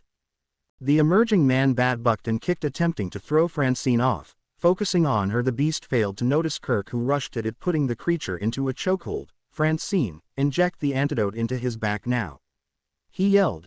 Dangling off the neck of the man-bat, Francine stabbed the gun into Izuku's back, pulling the trigger and flooding Izuku's bloodstream with the antidote. Izuku screamed as his body reversed its sudden transformation. Everything that happened slowly shifted back to his original state. As Izuku started to shrink, the feeling of his muscles and bones tearing apart and being glued back together echoed throughout his body. Each second he felt every fiber of his being antagonized by the antidote. Each of his cells shredded violently asunder. His bones and muscles welded back together with the heat of molten magma poured directly into his veins, spreading through his entire body with the momentum of Hermes, gliding lightly through his blood. His fingers stretched and pulled back into his hands. The leathery wings that started growing folded back into Izuku's arms, while his talon feet began to twist and bend as they took their original form. Francine held onto Kirk as she dug her head into his chest, looking away from the suffering Izuku. Kirk held her close with his hand on her head, and as she shook faster and faster, she couldn't bear a sound from her mouth. She felt remorseful for not telling Izuku about his affliction sooner. She started to cry silently into her husband's lab coat, the tears quietly staining Kirk's lab coat. Whilst Kirk comforted his wife, he was left with the unspeakable horrors of Izuku's transformation, his elongated and pointed ears crunching and smoothing out into a rounded shape. The fur that had begun to grow so hastily like bamboo, fell out in a matter of seconds. He was left aghast and disturbed as Izuku's back pulsated and straightened out with an unbearable compilation of fractures and pops. He was forced to bear witness to Izuku's suffering, with his own 2 eyes. He watched Izuku twist and turn uncontrollably, but could only comprehend a sliver of the pain. With one last snap, Izuku let out a guttural roar of agony that filled the room with an atmosphere of dread and devastation. Izuku lay on the floor quivering, trembling with an indescribable amount of trepidation shooting through his entire system, faster than a bullet, cutting through his mind like a hot knife through butter. Izuku's eyes flapped open, his head aching as he looked around the room before he looked up at the Langstroms with a teary-eyed expression, snot dripping from his nose, and asked them, what's happening to me? Kirk and Francine turned their heads to Izuku and realized they couldn't keep the secret from him any longer. Windows were covered in a delicate film of moisture layered with fog, as droplets of water made their way down the windows, allowing soft beams of sunlight to seep into the lab, bringing momentary respites of warmth to the icy room. A glacial ambience sealed the air as Izuku, wrapped in a small brown blanket, trembled before the Langstroms. He gripped onto the blanket firmly, trying to find the long side of the blanket to cover his pale gray skin that seemed to glisten in the light as though he was covered in metal. An inescapable ominous sensation haunted Izuku's mind. It began to gnaw from his head and make its way to his heart, feeling his heartache in his chest. The thumping of his heart could be felt by everyone in the room. Each beat was reminiscent of the sound of a ball bouncing from wall to wall in a tiny room. Breathing heavily, Izuku looked up to the Langstroms, their faces filled with a worrisome apprehension on their features. They looked at each other and then back to Izuku, their mouths opening, putting together sounds, but no words left their lips. They floundered to explain what was happening to Izuku, having no clue where to begin. For only a single minute the silence permeated the air around them as they looked at each other with worrying glances, each look worth a million words, yet they all meant nothing simultaneously. Each word was written in an ever-changing lead, every word was being rubbed out from the paper, leaving nothing but rubber shavings. Their faces told Izuku a lot yet conveyed so little. Each time he looked at them or tried to gauge their reactions, they swiftly changed expressions, much to his dismay. Izuku furrowed his brow in a state of confusion mixed with despair, watching his trusted peers labor gruesomely, attempting to tell Izuku the horrific truth but failing to find the words to inform him about this critical revelation. Each grueling second felt like hours as Kirk scratched the back of his head confusedly, looking at Francine with alarming desperation, his lips curling into a disconcerting frown filled with confusion. A gaze bottling up a dark ocean of anxiety and grief in Francine's eyes looked back onto Kirk. Her eyes were glassy as they seemed to crack up, as though the ocean in her eyes was about to break forth and spill liters of tears. Her lip jerked frightfully up and down, trying to keep a smile on her face, but she was losing her composure rapidly, turning her head towards Izuku.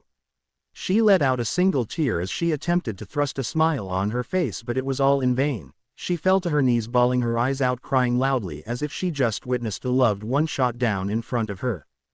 Kirk brought himself down to her level as he made an effort to console her. As he peered at Izuku, he saw nothing but a dreadful horror on Izuku's face as he began to lose himself in the madness around him. Kirk realized he had to man up and explain to the painfully lost Izuku. He stood up, grabbed Francine and gathered all his will with an apprehensive yet determined expression on his face. Taking a deep breath before speaking, he said with a trembling voice, we don't know how to tell you this, Izuku, but we think you're the man-bat." Izuku's heart sank in his chest beneath an ocean depth's worth of darkness sinking into the ocean floor, tied to an anchor of denial and disbelief. No, no, no. It can't be true. Please tell me it isn't true. Izuku roared from the top of his lungs, as he vehemently detested Kirk's claims, his bloodshot eyes plagued by thousands of red rivers snaking their way to his irises as a never-ending waterfall of tears ran down his cheeks. "I'm afraid it's true, Izuku, you are the man-bat." Kirk struggled to tell Izuku. He knew he'd be confused and upset but had no other way to tell him and let him down easily. Thousands of questions raced through Izuku's head at that moment. He hoped and prayed that everything he was experiencing was just a vivid nightmare. Just when Izuku thought he had cried as much as he could, His eyes seemed to unleash a never-ending torrent of tears shattering through his eyes. He refused to accept reality as nothing but an accursed nightmare, but no matter how hard he prayed or wished that this was all a dream that would be over soon, it never came. His thoughts swirled in his mind like a tornado, picking up loose thoughts and ideas and spinning them around in a cacophony of madness. Izuku's sniffles and sobs crowded the room as he continued to bawl his eyes out. Kirk lowered himself to Izuku and looked into his eyes with assurance and grit. "Izuku, I promise you it will all be fine. We're working on a cure for you as fast as we can." Kirk spoke with great fortitude infused with boldness, promising Izuku to do everything he could to cure him. With that, Izuku wiped away his tears and hugged Kirk. Surprised at his reaction, Kirk reciprocated and held Izuku tightly, comforting him in this time of need. For the horrors and tribulations that lay ahead for Izuku, he knew that the Langstroms would be by his side. They were his light at the end of this dark tunnel he had lost himself to, guiding him to sweet salvation. Izuku experienced a comforting reassurance around the Langstroms, causing the cold to melt away from his bones, escaping through his skin, turning his skin from a pale gray to a lighter white skin tone with a red flush flooding his cheeks. "All right, Izuku, have you got everything?" Inko Midoriya asked her son worriedly with a fearful look in her eyes. "Yes, Mum." Izuku grunted with a slight annoyance and exhausted tone. He knew his mother was just trying to look after him and he knew she meant well, but ever since his disappearance Inko Midoriya had become a bit more overbearing and paranoid. She had always struggled to look after him all on her own, and the recent event didn't do her any favors, nearly giving the poor woman a heart attack. Inko grabbed at his cheeks, pulling them with her hands as she darted around Izuku looking for any abnormalities or injuries caused by the man-bat. Izuku looked on with a tired yet displeased look. He had made a promise with the Langstroms to not tell anyone about their little secret, but he couldn't help but feel guilty about keeping it. He felt ashamed of himself for not informing his mother, but thought it was best to keep her safe. As Izuku prepared to leave for school, his mother rushed towards him to give him one last hug before heading off, tears welling up in her eyes and staining Izuku's jacket. Izuku looked down at his mother, sighing as he wrapped his arms around her. A month had passed since anyone reported a sighting of the man-bat. Many believed the man-bat was just an urban legend that picked up traction and that they had nothing to worry about. While most believed that the man-bat had just gone into hiding, biding its time for an opportune moment to strike from the shadows, one such place that was filled with discussions of the man-bat was Izuku's middle school. The halls were buzzing with talk of the man-bat. Students told stories of their supposed encounters with the beast. Izuku paid no mind to their stories, walking precariously across the yellowish-beige tiles of the school. His heart was racing in his chest, the beating sensation multiplied through his entire body. Reflections of the rising sun blinded Izuku as he walked to his homeroom class. The ringing of the bell was deafened by the ringing in his ears.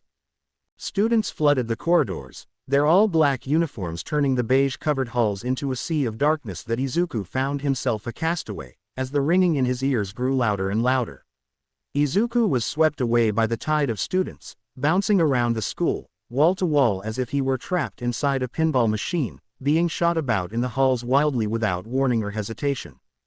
His heart thumped and beat harder and faster, feeling it pounding in his chest. Izuku's heart seemed to bleed violently within his chest, so powerful and so alarming it distracted him from the world around him.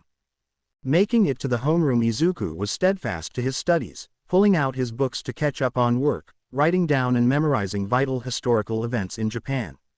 Izuku glued himself to his book. He began mumbling to himself. The teacher repeatedly called out his name, getting more annoyed, and beginning to yell at Izuku for not listening. When Izuku turned his head up to his teacher, a stabbing pain struck his head, a migraine so powerful it felt like 1,000 needles penetrating his forehead and into his skull, injecting a devastating poison directly into his frontal lobe. Looking at his homeroom teacher, rubbing his hand against his head, apologizing profusely for his recent behavior. Izuku has been arriving late to his classes and his grades have been slowly slipping away for the past month. Ever since his incident at the lab, Izuku had been struggling to balance school with the battery of tests Kirk had to perform on Izuku to find a possible cure to rid himself of the man-bat. It became a constant battle for control of his own life and to know who he truly was. The perpetual cycle of slipping into dreams in the middle of the day, and the rampant physical changes of the night had ravaged his young mind, creating vast quantities of doubt and hysteria within it. Apologizing profusely, yet exhaustively, His teacher let out a sigh of annoyance as he walked back to his desk, continuing to call out names on the roll. Izuku stared at his book with tired, bloodshot eyes, covered in deep winding red canyons. If one could simply take out his eyes, you'd swear you'd be able to peel them like hard-boiled eggs. The most minimal of tasks became grand mountains he had to scale with his bare hands. His mind wandered uncontrollably throughout the days he was awake. Every day was a challenge just to get out of bed. Izuku's racing heart was beating so powerfully he could feel it bulge out of his chest and against his uniform, causing it to flap ever so lightly, unnoticeable to those around him. But to Izuku, he could see and feel his chest battle to contain his raging heart from exploding out in front of him and leaping onto his desk. Every second felt grueling as the hands on the clock in the middle of the classroom seemed to stop and began counting backwards. The clicking of the clock reverberated through Izuku's ears, taunting him, mocking him, and trying to tell him something vastly important, but he didn't know what. Just as Izuku narrowed his eyes and leaned in further against his desk to get a proper look, he got hit in the back of his head with an apple core. Looking up from his seat while he scratched the back of his hurting head, he saw that everyone was already leaving, the bell having passed just a few moments ago. As the day progressed, Izuku was swathed and fraught with challenges. Staying awake in his classes might have as well been a mountain to scale, with cuts and open wounds over his bare hands and feet as they filled with gravel and rock. His mind struggled to comprehend basic mathematical equations as they all seemed to mix into a soup of indistinguishable hieroglyphics layering on top of each other. Lunch rolled up on Izuku for what felt like Izuku took longer than expected. The skin on his forehead stretched and pulled by fish hooks in a dozen different locations. Izuku placed his hand against his forehead in hopes that it would subdue the pain.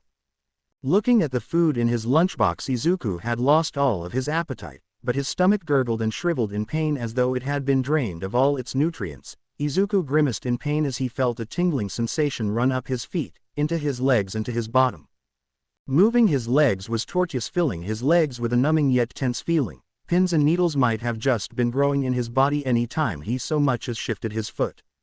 Closing his eyes, Izuku saw his legs floating in place before him within the void, but they weren't his whole legs. No, they seemed to be silhouettes of white noise that were his legs that seemed to defy Izuku's mind. The room roared as the fire alarm went off. Izuku covered his ears. The sound was unbearable, and echoes flooded his skull as the pain seemed to grow stronger with each decibel. He lay in his seat writhing in pain, his ears just about ready to burst with geysers of blood in a single instant. A sharp pain grazed his wrist and he was hoisted out of his seat and dragged away violently.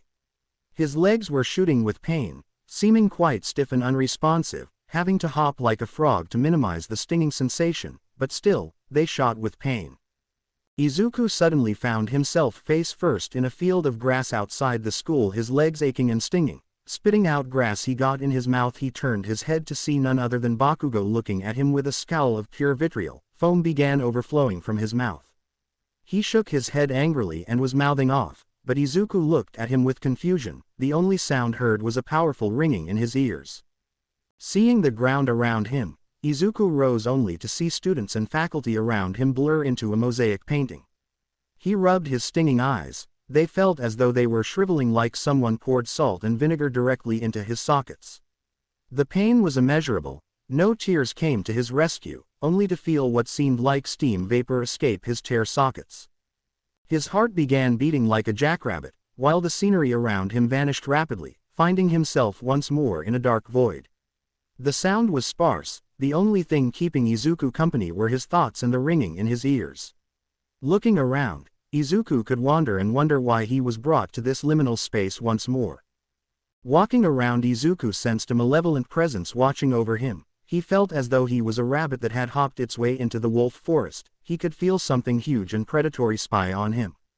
A cold gust of air brushed against Izuku's hands and face as he marched onwards through the space of darkness when a faint screeching sound could be heard just beyond Izuku's line of sight, beckoning him to come closer to the edge of the nightmare. Izuku's curiosity was piqued, but he stood still with fear, his fight-or-flight response taking hold. He slowly backed away when the sound of laughter of a voice hard and cold like steel with a low baritone rasp, commanding and intimidating, penetrated the air around him. Recognizing the voice, Izuku stood frozen in place as it began to speak out. "Long time no see, Izuku. It's been ages since I last saw your petrified face. It spoke with a becoming air of smugness accompanied by mocking tones. "What's the matter, Deku, don't you like me?" the voice asked smugly as Izuku stood still with fear, the only movement made being his uncontrollable trembling, spreading through his entire body. "You okay, Deku?" the voice said with a condescending attitude before bursting into a fit of laughter like an abominable amalgamation of a hyena and a kookaburra. Sweat began dripping from his forehead listening to the voice mocking him. "Ooh, tough crowd indeed," the voice said in a dark and twisted playful tone. Despite Izuku not being able to see where or who the voice was coming from, he still felt as though they were circling him, akin to a tiger ambushing a deer. "If that's not going to get a response out of you, then I'm just gonna have to try a new target and see if that does a trick." Izuku felt his heart stop and his eyes widened at the sound of those words, his mind racing as he thought about someone close to him getting hurt.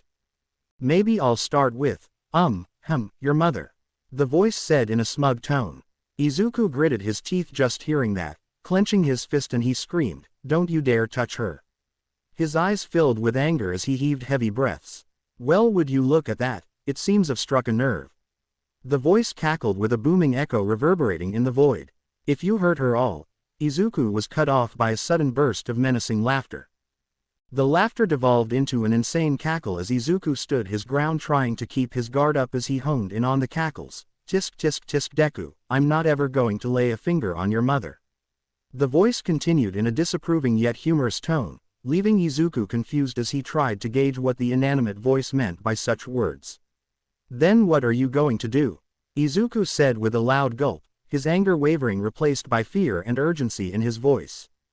"Why, I'm going to hurt her in the worst way possible, by telling her or rather showing her the truth." The voice jested, leaving Izuku breathless. The voice explained to Izuku that she'd be devastated to find out her son is the demonic man-bat, she'd be heartbroken to know her son is a violent beast, and she'd be scrutinized by the media if anyone else found out about his little secret, including the Langstroms, who'd suffer prison time for harboring a dangerous criminal such as himself, and their reputations would be tarnished because of Izuku's actions. No, I won't let you." Izuku screamed into the void with ferocity and venomous malice towards the voice's threats. "But you're already hurting her, Deku, she just doesn't know it yet," the voice said in a snarky voice. "You're hiding such an important detail from your mother." Izuku felt his muscles tense up, as he thought about what the voice said. She's gonna find out about this sooner or later, and how do you think she'll react to this bombshell? Izuku thought for a moment as he let his guard down, contemplating hiding something important as the man-bat from her. Izuku slowly fluttered his eyes open as he found himself standing in the middle of the school oval, his legs tired and rigid as he looked around to see everyone heading back to their respective classes. Thinking to himself, wondering how long he was out or how long he had been standing, Izuku rushed back to his class, as thoughts about telling his mother the truth whirred in the back of his head. When the day came to an end, Izuku rushed to the school entrance at blinding speeds, making his way to MGRI to see the Langstroms. Izuku panted heavily like a dog in the summer heat as he ran across the concrete at 1,000,000 miles an hour to the train station. Each step he took he felt his heart beat faster than a jaguar chasing its prey. Anxiety filled his mind as he ran across the city like a madman. There were 13.5 kilometers from Izuku's middle school to MGRI. Izuku could feel his heart beat violently and harshly against his chest. Each beating moment felt tortuous against Izuku's frail body, as if his heart was trying to escape, slamming itself against his muscles and arteries before landing with a sickening thud on the sidewalk for everyone to see. Pushing through the crowded subway, apologizing profusely to the people he pushed aside as he did so, but he had no time to stop as his train was about to depart.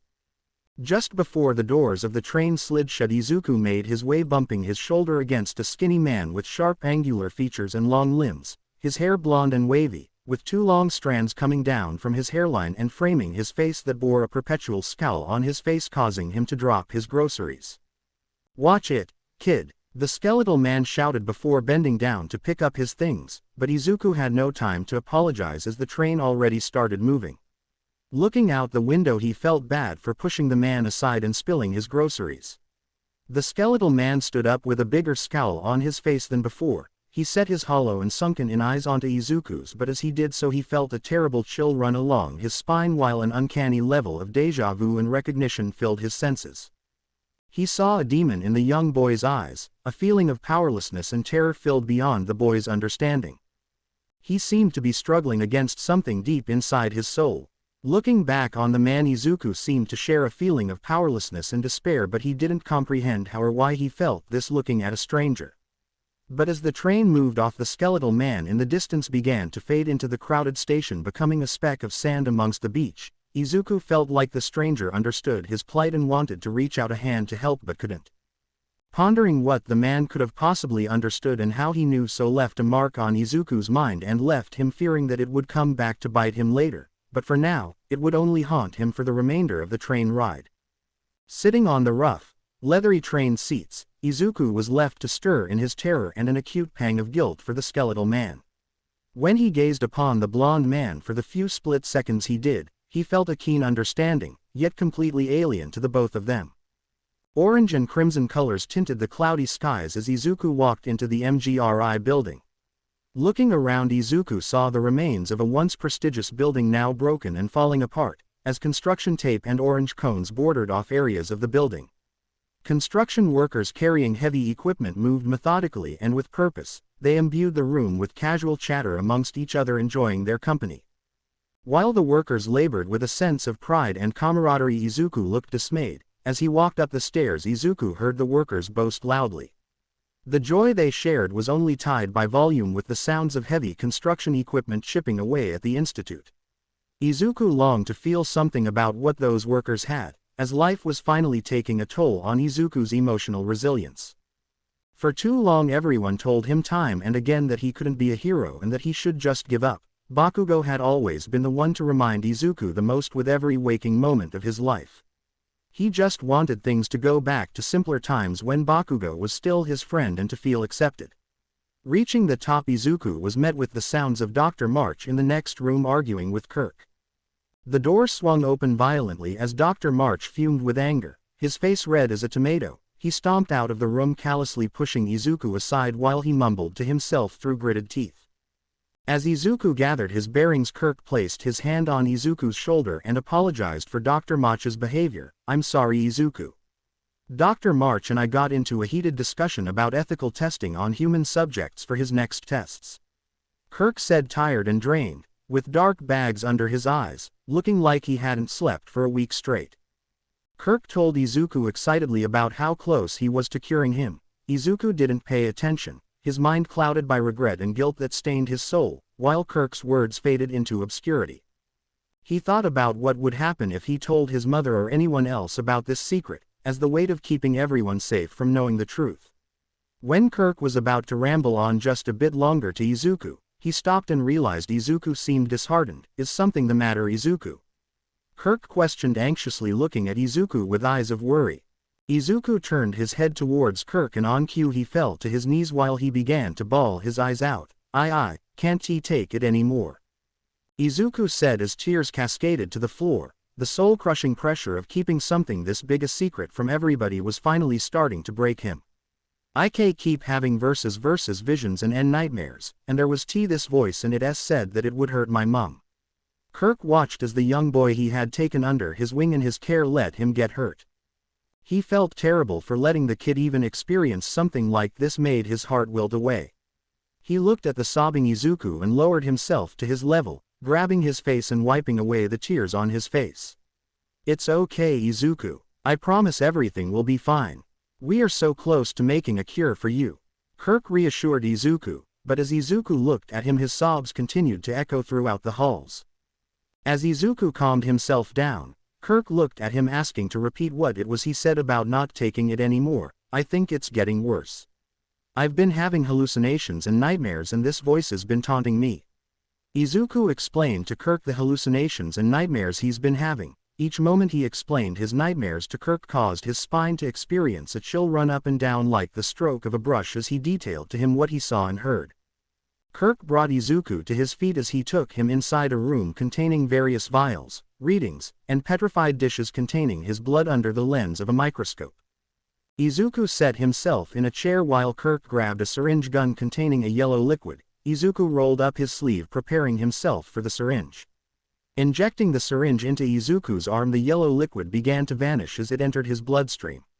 "Alright Izuku, that should fend off some of the bad DNA. If you have any problems, inform Francine and I immediately," Kirk said sternly and exhaustedly.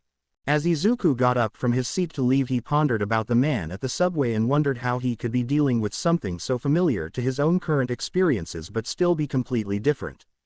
All from the glare he stared back at it for those few seconds he looked at them, and how he also seemed so familiar to someone else he knew. Walking through the empty streets, the sky above darkened, stars poking through to guide Izuku while the moon illuminated the buildings around him. Clouds seemed to swarm around the buildings, making Izuku feel uneasy, his heart and mind racing when the lights flickered or winds howled, causing his imagination to run wild with terrifying possibilities. Each second there seemed to pop in a new thought of something or someone waiting to pounce from the shadows and grab at Izuku. Clank! A sound in the distance put Izuku on edge as he stopped dead in his tracks and quickly spun around looking for the origin of the sound, but the streets were dead quiet. Izuku began to run as his fear took over his body, for if he stopped he thought that someone would lunge out at his chest from the darkness and would attempt to end him. Stumbling his way through the city streets, Izuku tripped and fell to the asphalt of the floor and submersed in a puddle. When Izuku tilted his head up from the floor, he found himself in the underpass of a bridge. His books had flown out of his bag and into another puddle right in front of him, rats surrounding his hero book and nibbling away. Izuku rushed to get up to save his book before it was devoured and soaked in filth. Rats scurried away into the cracks of the walls holding up the bridge as soon as Izuku rushed over to his book. Opening the pages, Izuku was slightly disheartened seeing his handwriting and art smudged and illegible. These past 2 months had been downhill since he started working for the Langstroms. First, it was Bakugo coming into his place of work and sabotaging paperwork right in front of his face. It was hallucinations and sensory deprivation at school, and then it was discovered he was the Man-Bat. No matter how many times he thought he reached rock bottom, the universe found another way to surprise him again and again. Could things get any worse? The green-haired boy asked himself aloud with a look of exasperation on his features. Clank! Suddenly a manhole cover shot up into the air as an amorphous dark green mud-like sludge began to rise out of the sewers and formed a body as 2 big round filthy yellow eyes with dark red pupils and a demented smile pushed through. His teeth were sharper than knives as he set his eyes on Midoriya. The boy was petrified as he stood as still as stone while he began to sweat bullets looking back at the amorphous man. "Oh, you'll do nicely, kid," the villain said with a sadistic glee. Before Izuku could react, the villain torpedoed towards him at high speeds, trapping the young boy in a web of slimy mud, shoveling tendrils of the slime into his mouth and nose. "Stay still, damn it," the villain cussed as he suffocated Izuku, who struggled fiercely like a rat in fly paper, his eyes widening in horror. Feeling the villain cut off his breathing, "You're a tough one, kid. It looks like I've got a good disguise." Izuku felt repulsed and terrified listening to the villain call him a disguise. His life was beginning to fade, the world turning to darkness as his eyes began to drift to an eternal slumber. "Cease your misbegotten plan, you despicable despot." A booming voice cut through the air, commanding and intimidating. The sludge villain turned his head to see the hero he was running away from right behind him. Izuku struggled to see who was there as his vision blurred between light and dark. A powerful gale of wind blasted across his face as he saw glimpses of the sludge blown to pieces. Izuku fell to the ground as everything slowed to a snail crawl, and he saw glimpses of a muscular man in a white t-shirt and long cargo pants. Before Izuku could say a word, his world went dark before he hit the ground as his body made a loud thud. Opening his eyes, Izuku was annoyed to be back in an area of perpetual dark fog, his patience feigning while deafening silence permeated the void. "Looks like I can't get rid of you, Izuku." The voice cut deep through the deafening silence like a bullet through flesh before laughing deep in its throat. Standing up, Izuku found the fog world dissolve and decay into a cave overflowing with stalagmites and stalactites jutting out from the floor and roof of the cave like jagged teeth ready to devour Izuku at a second's notice. Feeling the wind against his face, Izuku was overcome with a chilling sensation that riled his bones. While the dripping sound of water echoed through the dank cave, Izuku recoiled in fear as he stumbled his way through the labyrinth of the caves. Going deeper into the cave, there seemed to be a light emanating from a crawl space in the wall. Izuku inspected the space and against his better judgment, he slid into the crack and shuffled along until he found what appeared to be the embers of a fire. Izuku slid in further through the wall until he was able to extend his hand out into the wider space in an attempt to make room for the rest of his body to escape. Slipping through the gap, Izuku heard a loud ripping sound from his shirt. Looking down, he saw his entire chest exposed to the moist air around him, but as he walked closer to the embers he felt it burn up exponentially. Heavy pressure dug into his chest repeatedly as he approached the remaining embers. Leaving in towards the warming glow, Izuku huddled his hands together in a futile attempt to warm himself. His palms felt frigid. The only thing keeping him going was the kindling sparks of the embers he lay in front of. Water dripped from the ceiling above onto Izuku's hair, starting as a minor inconvenience to annoyance quickly as more stalactites started dripping more water on his head before delivering a pouring barrage that drenched Izuku and the cave in a tsunami. Bobbing his head in and out of the water, Izuku searched around as he was carried away by the currents, bouncing around the walls of the cave like pinball, fast and unpredictable. Each moment felt agonizingly quick as his body collected scratches and bruises like they were All Might trading cards. The water glistened with a luminescent glow, giving the illusion of 1,000 fish swimming with Izuku in the darkness of the cave, but barely enough for Izuku to see what was ahead of him. Izuku struggled to stay above the water as every second he felt his breath being taken away and then regurgitated back in his mouth. As the violent currents ceased tormenting Izuku, washing him up in another part of the cave darker than before now that the luminescent light of the water disappeared into the cave, Izuku stood up and began coughing up water. "What's the matter, Deku? You seemed a little choked up on something." The voice taunted Izuku before delivering a bellowing laughter. Izuku stood up, wet and shivering, as he searched the cave for the source of his torment. Stop it!" Izuku cried out while his teeth chattered wildly in the glacial cold of the cave. His entire body shivered and quaked violently while trying to stare down the voice. "I'm over here, Deku." The voice jested, leading Izuku to spin around with fear all over his face and snot dripping from his nose, his eyes on the verge of crying. Falling to his knees, Izuku began to pour the waterworks as thoughts of doubt and guilt flooded his head. "I can't do this anymore. I just want to be me again," Izuku thought to himself, just hoping, praying that someone would save him from this animal he has become. Suddenly another voice could be heard, this one quiet and whispering to Izuku, insisting that he wake up. Confused, Izuku got back on his face and tilted his head towards the ceiling as the voice grew louder and louder. A confused look spread across Izuku's face as the new voice persisted until he woke up. "Would you listen to that, Deku? Sounds like someone's trying to call you." The voice sneered at Izuku. "Too bad it's not going to work. I'm gonna keep you here a little while longer until I've had my fill of you," the voice announced before delivering a deafening screech.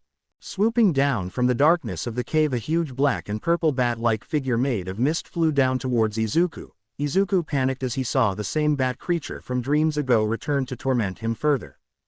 He managed to escape the creature's first bite as it flew back into another dark area of the cave before returning to Izuku and biting him a second time. Parts of the mist that made up the bat trailed behind it like a plume of smoke that managed to blind Izuku. Rubbing his eyes, Izuku stumbled about the cave, his feet twisting and turning, not of his own volition, as he tried to gauge where the bat creature was by the sound of its flapping wings and screeching noises. Izuku carefully waited to sidestep the beast's attack to varying degrees of success as he felt his arm cut open slightly, his legs scratched from the gravel below. At the same time, he slid away from the beast's attack. After what seemed like an eternity of rubbing, Izuku opened his eyes only to be rammed into by the creature and getting knocked to the floor, his clothes tearing at the seams as gashes covered the entirety of his body from head to toe. Bones ached, his skin infested with a burning sensation, his chest caving in deep as though two giant hands were trying to break his rib cage. "Don't tell me you're giving up already, Deku," the voice spat. Izuku turned his head to see where the voice was coming from. Sure enough, as Izuku looked at the bat creature that stood behind him, growing in size, its mouth moving up and down with precision and purpose. "What's the matter, Deku? Scared of the dark?" The creature swung its head back and laughed a deep laugh in its throat. Izuku struggled to stand up. He quivered in pain. His legs felt as though they had been flattened under a pile of boulders bigger than fat gum. Izuku attempted to crawl away but felt sharp talons dig into his back. Looking behind him, he gazed upon the giant bat with a sinister grin standing atop him with a menacing gleam in its eyes. Trying to get away, are we Deku? The creature jeered as it flashed Izuku a toothy grin with jutting and jagged teeth. What's the matter, Deku? Can't you fight back? The creature taunted with venomous joy. Suddenly a small yellow light enveloped the space. Izuku fixated on the light shining above the creature's head as it began to glow brighter. Izuku shielded his eyes with his arm from the sudden onslaught of light filling the cave. Stinging his eyes, Izuku felt the light touch his skin as he hearted the creature squealing in agony as it slowly decayed in a flash. The stabbing pain in his back began to alleviate. But before the beast vaporized into nothingness, it asked Izuku one final question: don't you want to be a hero? The voice taunted for a final time before letting out a final cackle that echoed through the remnants of the dream. Hello, hello, hell, oh, you're awake. A voice booming and powerful called out with an optimistic tone as he felt a little slapping rhythm on his cheek. Izuku opened his eyes slowly to see a familiar smile grace his sight. Good news, as I got that slime out of your lungs. The voice jeered cheerfully, most of his words, unfortunately, being deafened out as Izuku regained consciousness. Situated above him was the bright glow of a street lamp that managed to shadow most of the man's face. The man stood back, giving the green-haired boy some much-needed space as his vision slowly returned to him. When Izuku finally got a good look at the man, he noticed two large antennas on his head. All Migot! Izuku screamed at the top of his lungs as he was met face to face with his idol. He attempted to stand up, but his legs couldn't support his weight, causing him to collapse to the ground, his entire body shaking with trepidation as he hyperventilated, his mind racing questions to ask his idol. Immediately he went to his notebook to have All Might sign it, but when he opened his book he already found his signature situated over his drawing of All Might. You're welcome, All Might stated as he looked at Izuku with a warm, radiant smile. I'm glad you're okay. Sorry about getting you caught up in my villain fighting. He apologized profusely to the boy for putting him in danger. Izuku continued to scream with joy as he bowed before the godly presence of All Might. I was saved by All Might. Izuku muttered under his breath with absolute excitement pouring from his very being onto the pavement. That I did, All Might responded with glee, causing Izuku to cower as he heard the legendary pro-hero respond to the muttering under his breath. Izuku cringed just a little as he realized All Might heard him. Izuku was left a nervous wreck, laying on the floor bowing to the man for saving his life, thanking him over and over again nervously. But as Izuku calmed himself down, thoughts lingered in his head of the last thing the bat creature asked him, if he wanted to be a hero. Izuku was left confused and apprehensive. Ever since the Langstroms came into his life, he'd gone through the works to become a different kind of hero, one that could help people differently, but still thoughts of being a pro-hero like All Might resided in the back of his mind, attempting to claw out. Before Izuku could get a word in, All Might accidentally cut him off as he was about to pop a question to say. It took me some time, but I got all of that sludge villain out of your systems. The blonde responded with his smile gleaming in the light as he held up a large plastic soda bottle containing the sludge villain. Izuku stared at the plastic container as All Might delved into giving the boy CPR, which momentarily distracted Izuku from his question. Well, I best be off then. He smiled again before crouching down for a powerful jump, propelling himself in the air. Something doesn't feel right. As the hero flew through the air, the wind rushing against his face, he felt as though he was being weighed down by something. Looking down on his leg, he saw the green-haired boy hanging onto his legs, his face flapping in the wind as he clung to All Might's leg for dear life. What do you think you're doing? The hero questioned with an irritated tone. Izuku managed to get a few words out as his lips flew around. I need to ask you something important, Izuku stated as tears flew off his face. All Might looked on with a quirked brow as he decided to hear out the young man. Landing on a nearby building, Izuku stumbled as All Might crossed his arms with a look of slight annoyance on his features, but still trying to keep up his optimistic demeanor. Izuku stood up, his legs quaking trepidatiously as he grabbed onto some railing to steady himself, his face covered in worry and fear, causing All Might to soften his gaze on the boy and uncross his arms. Tears welled up in Midoriya's eyes as he asked his idol, "Can I be a hero?" The boy mustered with all his strength to hold back his tears, his eyes encasing an entire small nation's worth of water behind his pupils. Izuku fell to the ground, his hands keeping his face from hitting the concrete below as he sniffled. All Might's body began to pile up smoke quickly as his body began to shrink, his clothes becoming baggy and huge. The night sky darkened, clouds covering the once starry sky into a dismal gray that filtered out the beauty and majesty before everyone's very eyes. Izuku continued to hold back tears, asking All Might, "Can I become a hero even without a quirk?" Unbeknownst to the young Midoriya, All Might was steaming in his form, diminishing to a skeletal frame. He wanted to help others, but still, he was torn between helping people on a wider scale, and the Langstroms had the same approach, wanting to help people overcome ailments. Tears streamed down his cheeks as he struggled to hold them in anymore. "Can I still be a hero like you even if I'm a monster?" But Izuku still wanted to be like his hero All Might, someone who could save people with a smile on his face.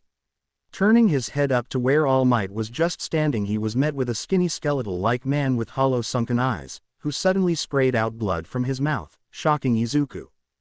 "Where's All Might?" Izuku questioned in a panic as he saw a man skinnier than himself, his heart racing in his chest as he hyperventilated.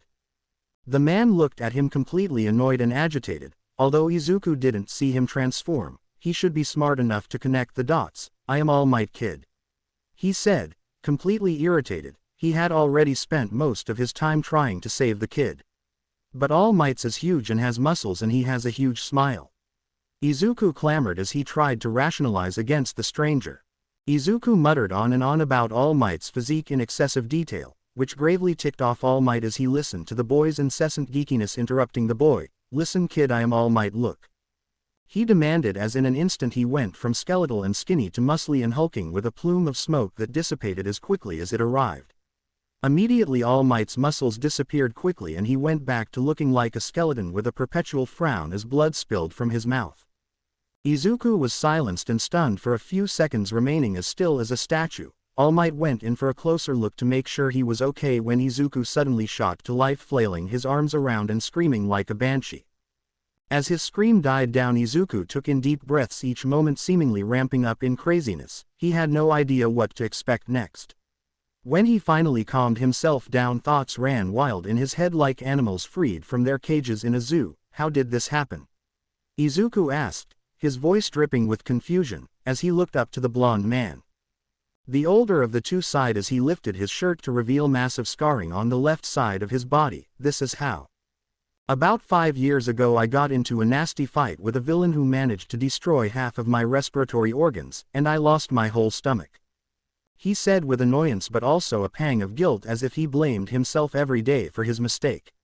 "I've become emaciated from repeated surgeries and the aftereffects. Right now, I can only work as a hero, for about 3 hours a day," he said with regret filling his voice. "Wait, was that from the fight with Toxic Chainsaw?" Izuku questioned, tilting his head like a confused puppy. "You're well informed, kid, but a punk like him wasn't enough to put me out of commission."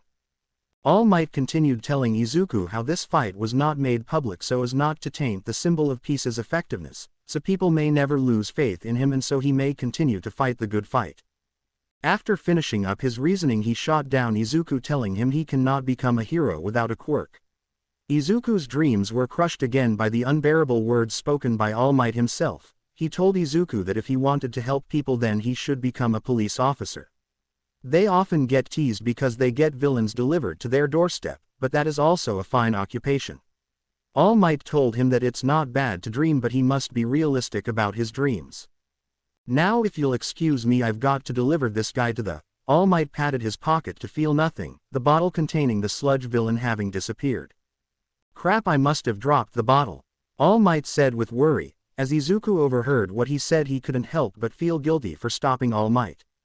All Might rushed down a flight of stairs in hopes he could find the sludge villain before someone could accidentally release him. As All Might left Izuku's sight, he quickly dropped his hands down to the floor, tears streaming down his face. "Why did I do that? Kachan was right all along. I'm nothing but a Deku," he whispered under his breath, lamenting his actions. Izuku clawed at the floor, digging deep claw marks into it. His body began flaring up, and incredible heat scorched through his frame, sweat beading from every crevice. He felt his skin ripple and twist as his clothes began to burst. Grunting in pain, Izuku looked at his arms and noticed them spasming out of control. His bones twisted and snapped, and his eyes began to flow with dread as he looked upon his hands, seeing his fingers snap like toothpicks and deliver a disgusting crunch through the air. He let out a soft scream like a mouse being run over by a bicycle before his lower jaw dislocated, making an uncomfortable snapping sound. He felt a sharp pain in the tip of his nose before it started pushing outward like millions of tiny knives pushed out of his skin all at once. Izuku's face started becoming more snout-like while fur sprouted from every inch of skin. Izuku felt his nerve endings bathe in a river of lava. His small size began to rapidly grow and expand at an exponential rate. His bones began splitting and rippling like worms beneath his skin. His legs bent and twisted themselves like worms. The green-haired boy looked on in abject terror as his body began transforming him into the man-bat once more. What's happening? This shouldn't be happening. It can't be happening. Izuku said in a pained and frightful voice laced with confusion. Kirk's formula should have prevented Izuku from transforming him into the man-bat for at least 24 hours, yet the beast prevailed. Izuku let out a pained shriek that permeated throughout the night sky. All Might rushed down a flight of stairs. He stopped dead in his tracks, asking himself, "Wait, what did that kid say about a monster?" A puzzled look spread across his face as he contemplated the boy's words. Suddenly All Might could hear someone screaming like their organs were being twisted and pulled from within their body. From the roof, rushing back up to check what was happening, he saw only the kid's bag, its straps torn to shreds but with Midoriya nowhere in sight. "Where did you go, kid?" All Might asked aloud with worry stuck in his throat. As he looked around, he felt a menacing presence just out of his line of sight, which only increased as he found Midoriya's tattered school clothes. Suddenly he could hear heavy breathing from afar, and as he turned to look for the breathing, he saw someone perched up on a signal antenna on the neighboring building. Two yellow pupil-less eyes stared down at All Might like a predator watching its prey. The body was obscured by darkness as it appeared to be a blob of darkness with eyes. "Where's the kid?" All Might yelled at the being, demanding answers. The creature returned with silence before standing up straight, casting a silhouette of a regal vampire. All Might felt his heart stop as the being unfurled its wings, turning it into a silhouette of a giant bat. All Might witnessed the beast open its mouth to reveal dozens of blood-soaked teeth. All Might backed up slowly to get as much distance from the beast as possible. A screech echoed through the skies as the bat swooped down at All Might, who barely dodged the attack. The beast landed on the pavement, its feet gliding along the cement as it shielded itself before opening up its wings, revealing to All Might the man-bat. The beast stood as tall as All Might in his muscular form, his eyes glued to the large build of the creature of what resembled natural muscles hidden under the brown fur. The creature was wearing tattered clothes as if it just transformed and it destroyed the clothes it was currently wearing. All Might attempted to make it to the door leading to the stairwell but was blocked off by the man-bat's superior speed. It growled at All Might as it winded its head backwards and tried to snap his collarbone. He managed to dodge the beast's attack, rolling backwards, but he soon found himself pinned underneath the creature's massive talons that seemed to dig into his skin ever so lightly. The beast looked into All Might's sunken eyes with venomous malice, but something more. Staring back into the man-bat's eyes, All Might recognized something familiar. "Wait, you're that kid I just saved." He struggled to get out his words as the man-bat crushed his chest. "Is this what you meant by monster?" He questioned with a pang of guilt. If he hadn't ignored him, maybe he could have helped Midoriya. Explosions could be heard in the distance, catching the attention of the man-bat, who turned its head to the source of the sound before turning back to All Might as a malicious grin spread from ear to ear. With a squat, it launched itself into the night sky with ease, mimicking All Might's traversal method. Soaring above the city and high above the clouds that so callously denied sights to the starry night sky, the man-bat's massive ears twitched, precisely trying to home in on the explosions, its wings cutting through the clouds.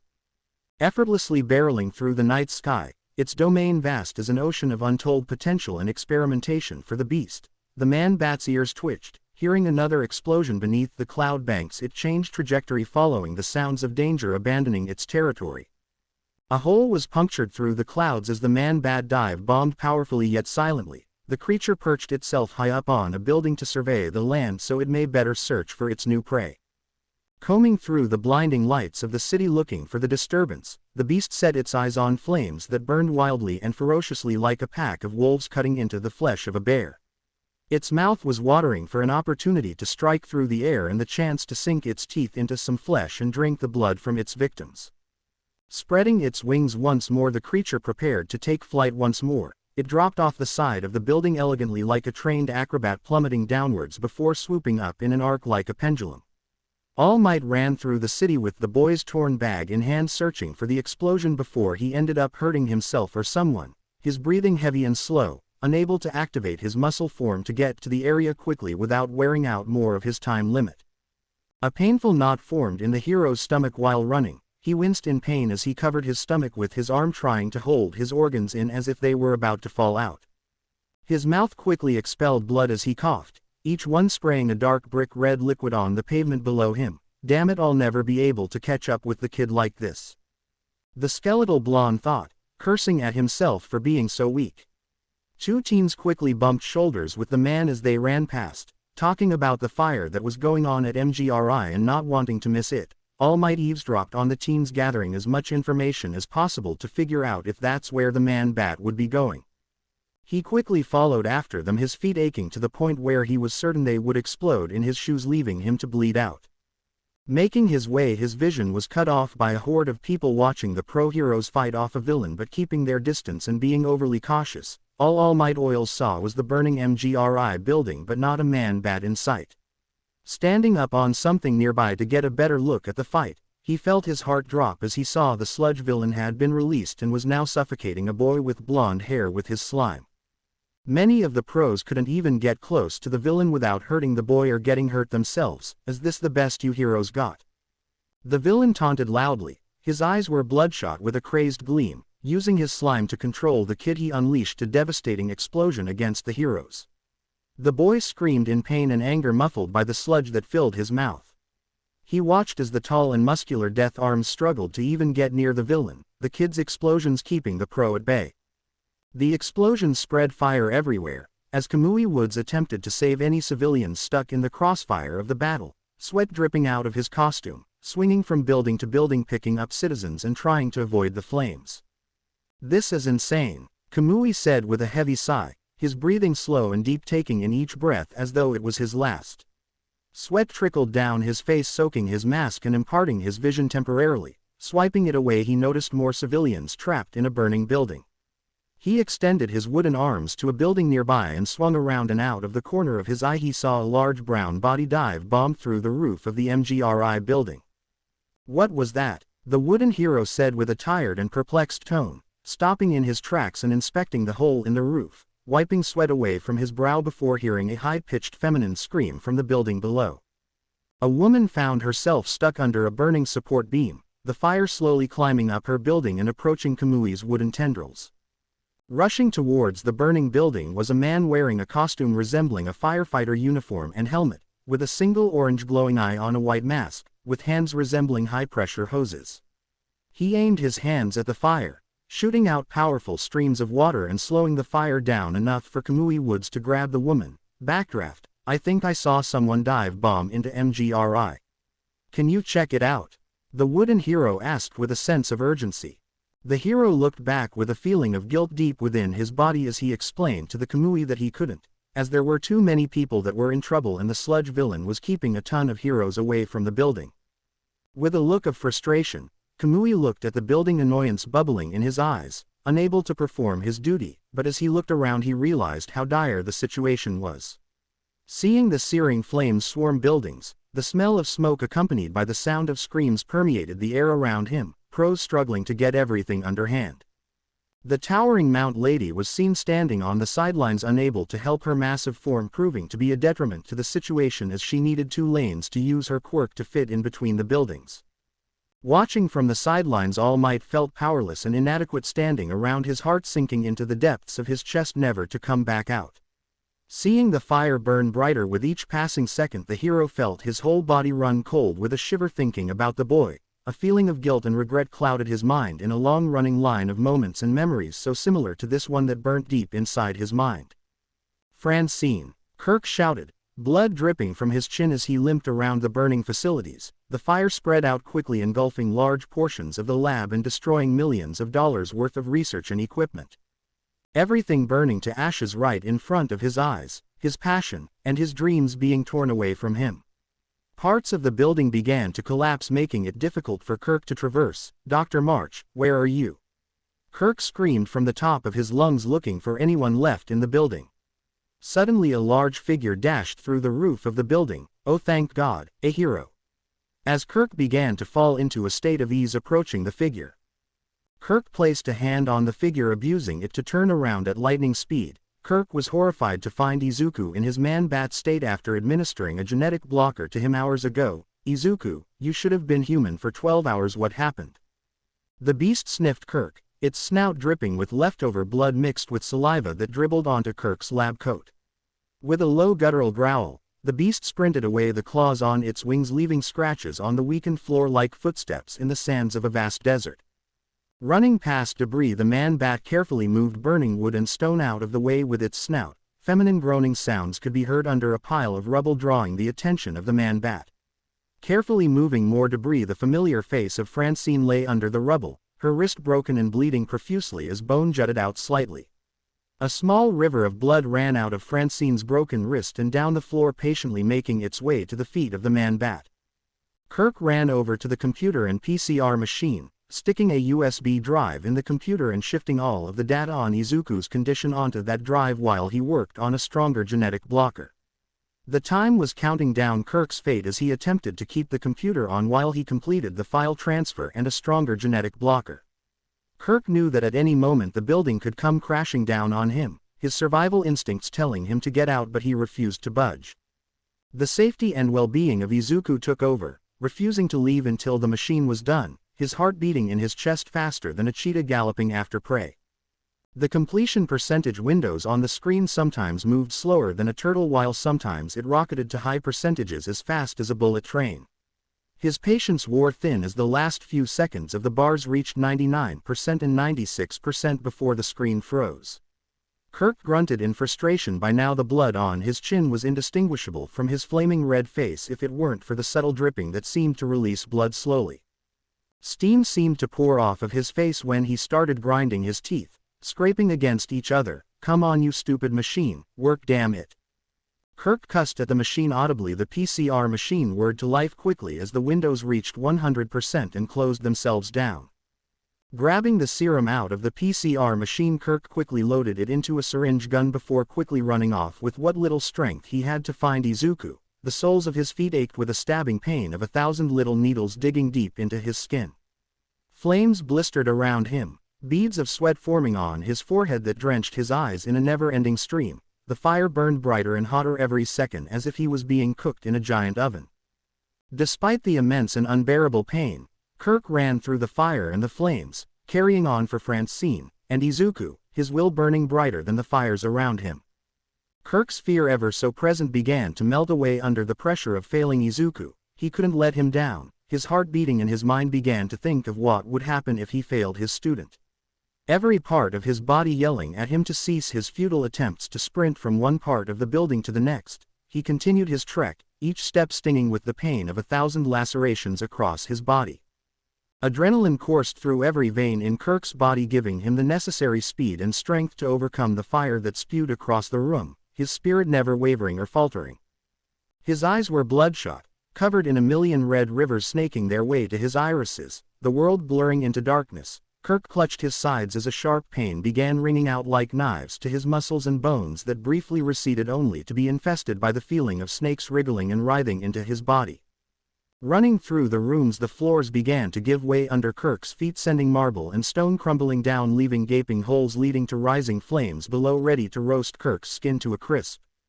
He stumbled across the floor, tripping and nearly falling into a hole that opened up beneath him like the mouth of a shark ready to swallow an entire seal whole, as he dangled dangerously close to the fires, his grip loosening and lubricating with his sweat. Attempting to grab onto the wood with his other hand, it crumbled before him, falling to the fires below. The palm of Kirk's hand began collecting splinters that dug deep into his skin, causing quick respites of pain. Trying to pull himself up, he heard an audible crack from his shoulder, causing him to deliver a groan out of frustration and pain. Flames raged beneath his feet, ready to roast his skin like a marshmallow. He felt his insides melt under the pressure while the last bit of wood was about to snap. Kirk's eyes widened in shock and horror as he felt his body tilt slightly. His hand lost its grip, and just as he was about to be dropped into the fire to certain doom. Falling through and almost into the fires below, Kirk felt the collar of his shirt grabbed as a warm and wet liquid dribbled down the back of his neck. As he turned his head slowly behind him, he was greeted by the pupil-less yellow eyes with thousands of veins pulsating across them. Looking at the beast, his frame became diminutive as he struggled against his student's iron jaws and metal teeth, holding Francine by the collar of her lab coat. Gripping the blocker serum in one hand, he knew he'd have to get Izuku to take, but that would be an impossible task as he dangled over the fire. Suddenly everything became a blur to Kirk, who struggled to stay awake. The man-bat held onto Kirk's collar with its talons that almost tore through the fabric. In a quick moment, the beast lifted Kirk and swung him up with all its might onto its back. Before Kirk closed his eyes, the beast began to run as fast as it could, and with all his might Kirk grabbed on tight to the beast's fur. Running through the burning building, the man-bat carried the Langstroms through the numerous domino lines of explosions happening throughout the building, shielding them as much as possible from the flames that swarmed around them. Kirk was at a loss for words as the man-bat smashed through walls, sending clay and mortar flying past. It seemed as though Izuku had an internal influence on the personality and actions of his man-bat form. Seemingly the man-bat knew where to go and which walls to break for the best escape route. Kirk was flabbergasted and terrified as the beast put his and Francine's safety over its own, opting to use its wings to shield her whenever it ran into a wall, protecting the two as much as possible, like a true hero. Kirk climbed up to the man-bat's ear and began to whisper, "Izuku, are you in there?" He questioned, only for the man-bat to ignore him. "Izuku, it's me, Kirk. I don't know if you can hear me, but I need something, a sign or anything to tell me it's you who's in control." Kirk hushed in a desperate and melancholic tone, biting his lip anxiously. Suddenly they came to a pass of the floor that had fallen apart, leaving few platforms to traverse safely. It was practically suicide to even jump across to a platform, as one wrong step or they'd be cast off into the fiery pits below. Just beyond the flames rested the fire exit, nestled between the flames of the room. Kirk's eyes radiated pure terror as the man-bat looked at him, its eyes carrying a dark, malevolent idea as it grinned at the scientist. "Izuku, if you can hear me, please don't let the man-bat do what I think it's a boo." Before Kirk could finish his sentence, the man-bat quickly tossed Kirk across the room, his body going limp as he was thrown against the door. His back began radiating stinging pain that spread from his spine and to his toes, but there was no time to register everything that was going on, as the next thing he knew was he was rammed through the door, splintering it into a million pieces. Looking up at the sky, smoke and gray clouds filled every corner, leaving no respite for the stars above. Just as Kirk regained his bearings, the man-bat stood behind him, giving off a menacing aura, still holding Francine by the collar of her lab coat. The man-bat handled Francine carefully, lowering her closer to Kirk. Again he was at a loss for words as glimmers of Izuku pierced through the darkness of the beast. The beast locked eyes with Kirk that bore deep into the very edge of his soul and mind, the solid yellow eyes only broken up by the red veins fluctuating with each beating second. Its eyes were filled with an animalistic bloodlust and a predatory gleam that illuminated a dark area of Izuku's soul, as if he was thirsting, starving even for an outlet to let out his rage, to take out his vengeance on someone. But through the darkness Kirk spotted a glow in the beast. He could see a glimmer of misery, regret and sorrow within the recesses of his mind, a cry for help echoing loudly only to be met with absolute silence. He witnessed his student's rage that had been bubbling for ages finally come to a boiling point that overflowed him. "Oh, Izuku," Kirk said, looking at the man-bat with an expression of understanding and guilt overcoming his body. The pavement Kirk was situated on was cold, heavily contrasting against the warm, vibrant flames that danced around the building, encasing it in a meadow of ash and destruction. Running his palms on the ground, the rough granite bumps irritated his skin, and his body trembled with a glacial sweat that only grew with each increasing heartbeat. Kirk's body was paralyzed with terror and his mouth was left agape like a giant sinkhole. The world became dim, his energy fading. The beast turned around and, recognizing an opportune moment, Kirk reached into his pocket, his grasp tightened around the syringe gun. Screams and explosions drew the attention of the man-bat, its ears twitching rapidly, eyes darting around its skull with curiosity and a sudden burst of glee as it let out a guttural chuckle from its stomach. Marching away from the Langstroms, Kirk stood up, his legs trembling and his arms feeling numb and weak. He felt his whole world spin around him, and dizziness overcame his senses while trying to rush the man-bat, only finding himself stumbling over his own feet like an infant. Falling hard on the ground, Kirk refused to give up, his spirit burning brighter than the flames around him. "What are you doing, Kirk? Izuku needs your help. You can't just lay here lollygagging." He spoke under a whispered breath, blood dripping from his chin. He wouldn't accept failing Izuku. Kirk rushed back to his feet, landing on the back of the man-bat, sending it into a wild frenzy as it squealed and tossed around trying to buck Kirk off. The scientist flailed around holding onto the furry back of the man-bat. Blood trickled from his chin and all around the alleyway. He felt his life flash before his eyes as the man-bat rammed him into walls, but his grip only tightened on the fire of the beast, causing it to yelp in pain. Kirk groaned in pain as he felt his body rammed against the bricks. Just when he thought he was going to be done for, his ears were graced with the sound of Francine's voice yelling out, "Izuku, stop it. This isn't you." She yelled out at the man-bat before jumping up to its head, putting it in a chokehold, causing it to slow down enough for Kirk to stab the blocker into the beast's back and pull the trigger. The beast yelped in pain. The man-bat let out a sudden burst of human-like screams as its muscles and skin constricted and withdrew back into the body in a matter of minutes. Fur shed off its body, quickly falling to the ground, clumping together in mounds. A waterfall of blood gushed from its mouth as teeth wriggled and writhed in the mouth of the beast before slowly dropping to the ground one by one, like coins rattling on a store counter, spinning perfectly in place before dropping flat. The snout became deformed. It bent and twisted in unnatural ways, like it was being shoveled back into its face, as if someone was trying to crush a can of soda with the palm of their hands. The back began splitting up and rippling open like an ocean wave. Shoulder bones protruded from the skin before being squeezed back into place, and the fire cracked and cackled in the background, deafened by the hounding wails of the man-bat as its feet struggled to support the weight of the body.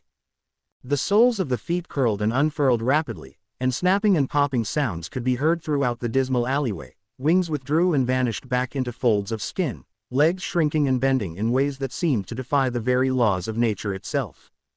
Veins began bulging all over the man-bat's body, as if thousands of little rocks had found themselves lodged in between his blood cells, and they're now coursing through the entirety of the beastly body and are now attempting to tear through his skin.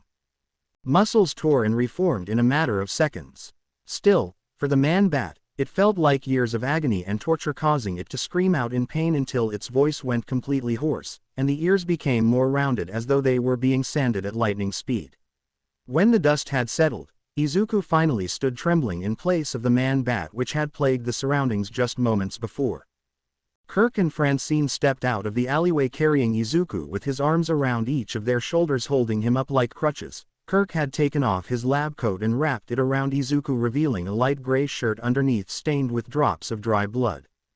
Izuku's eyes looked vacant and deathly. The lively and glowing gleam Kirk came to expect was nowhere to be found as Izuku stared at the ground while his feet dragged along the asphalt like a marionette being dangled from the air. Izuku's mouth was left slightly agape, as if in a constant state of shock and apprehension, with blood still left over his cheeks. Drool seeped through his teeth and onto his red cracked lips, staining Kirk's lab coat. Izuku appeared as lifeless as a doll or a mannequin, a plastic shell that appears human but is the furthest thing from a human, closer to a shade or a lamp. The only things setting those apart from Izuku were his subtle breathing, like the soft rustling of leaves in the billowing winds, the steady yet heavy beating of his heart within his chest, and an uncontrollable shiver in his skin that shook against the Langstrom's body and dug deep into the core of their very beings.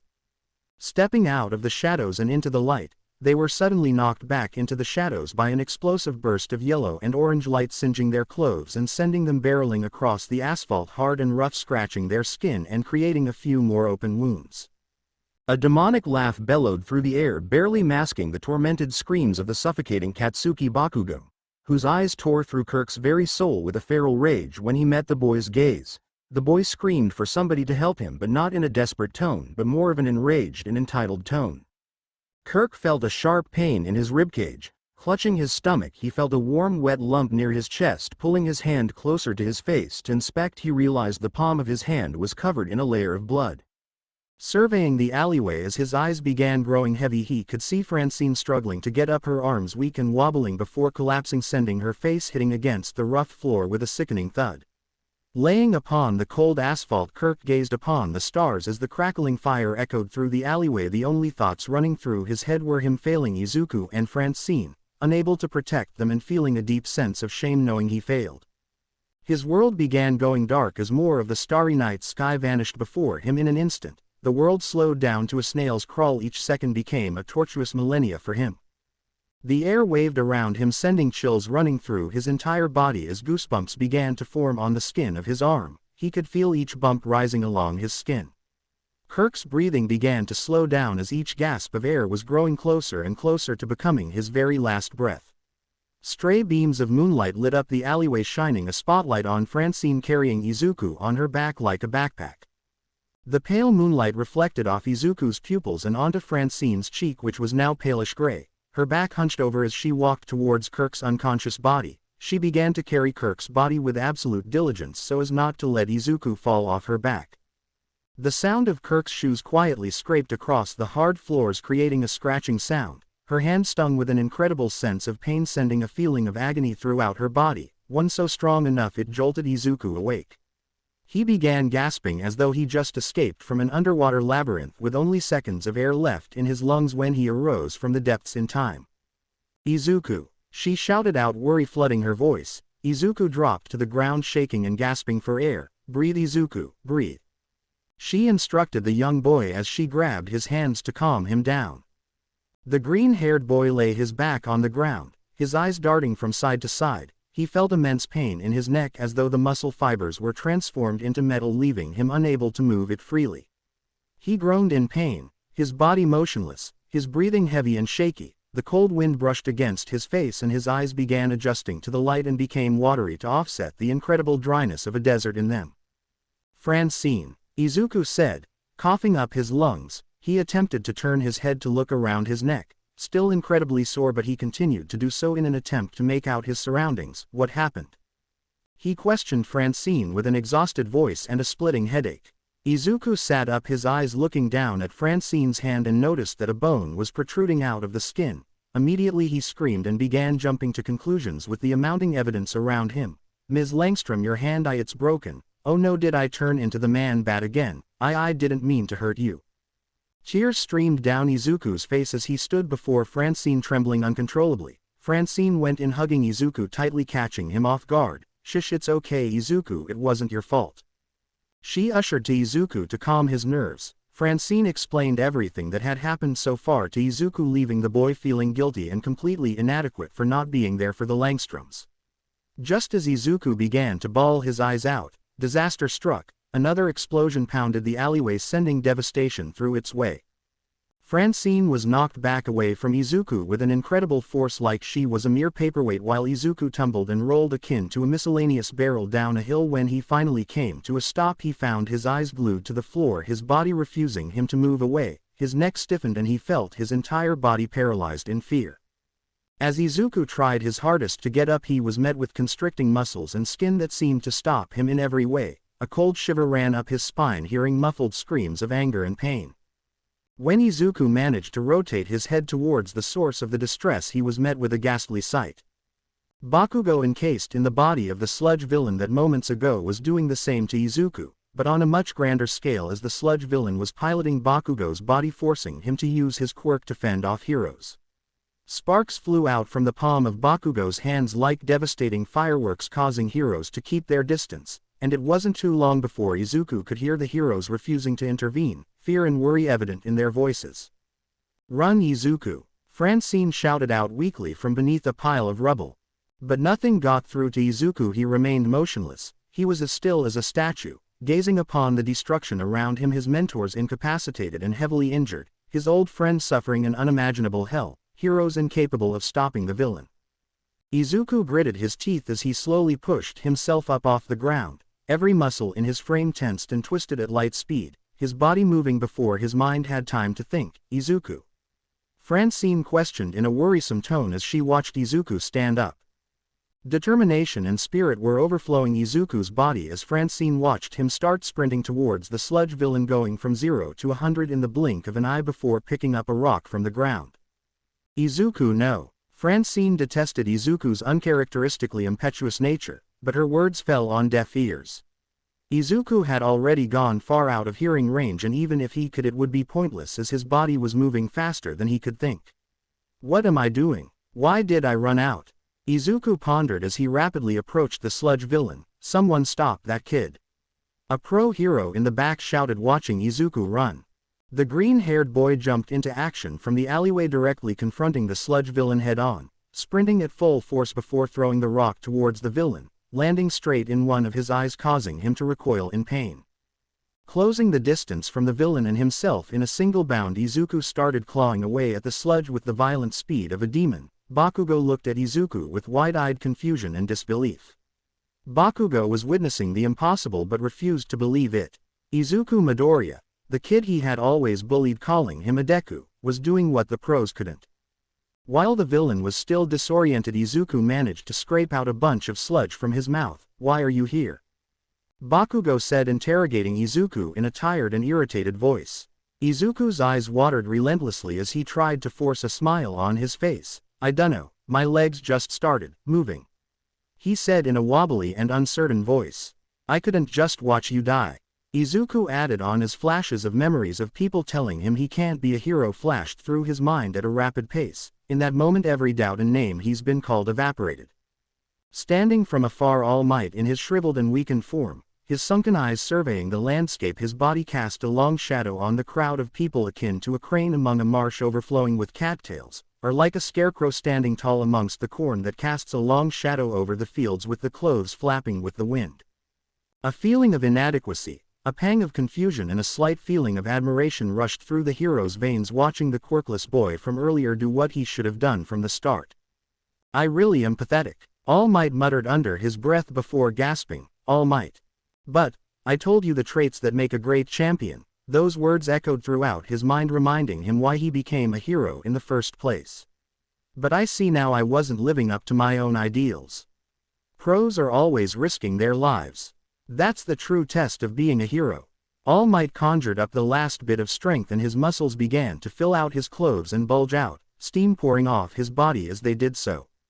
Izuku failed to scope out Bakugo in time before the sludge villain regained his bearings. "Nice try, kid, but you're no hero," the villain proclaimed in a deranged and menacing tone while raising the palm of Bakugo's hand to his face. Izuku braced for the pain and the deafening explosion, closing his eyes as he waited for his face to be struck by a huge bang. A gust of wind rushed past him and the explosion was nowhere to be found. Opening his eyes, Izuku saw All Might's massive frame right in front of him blocking the explosion. All Might raised his fist as he screamed out, "Detroit Smash!" The fist connected with the face of the sludge villain, creating a powerful whirlwind that pushed everyone back except himself, as pieces of the villain started flying off in droves.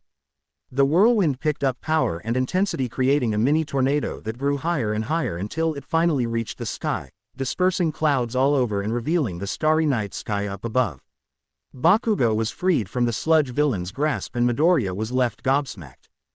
The crowd of people looked on in awe and wonder as they saw the beautiful night sky before them. Stars never seemed to shine as brightly before this moment. "Don't tell me all that wind just now was." Quote. A shocked bystander said, "The clouds, they're moving." Another shouted, "He changed the weather with a single punch." Death Arms regarded in awestruck.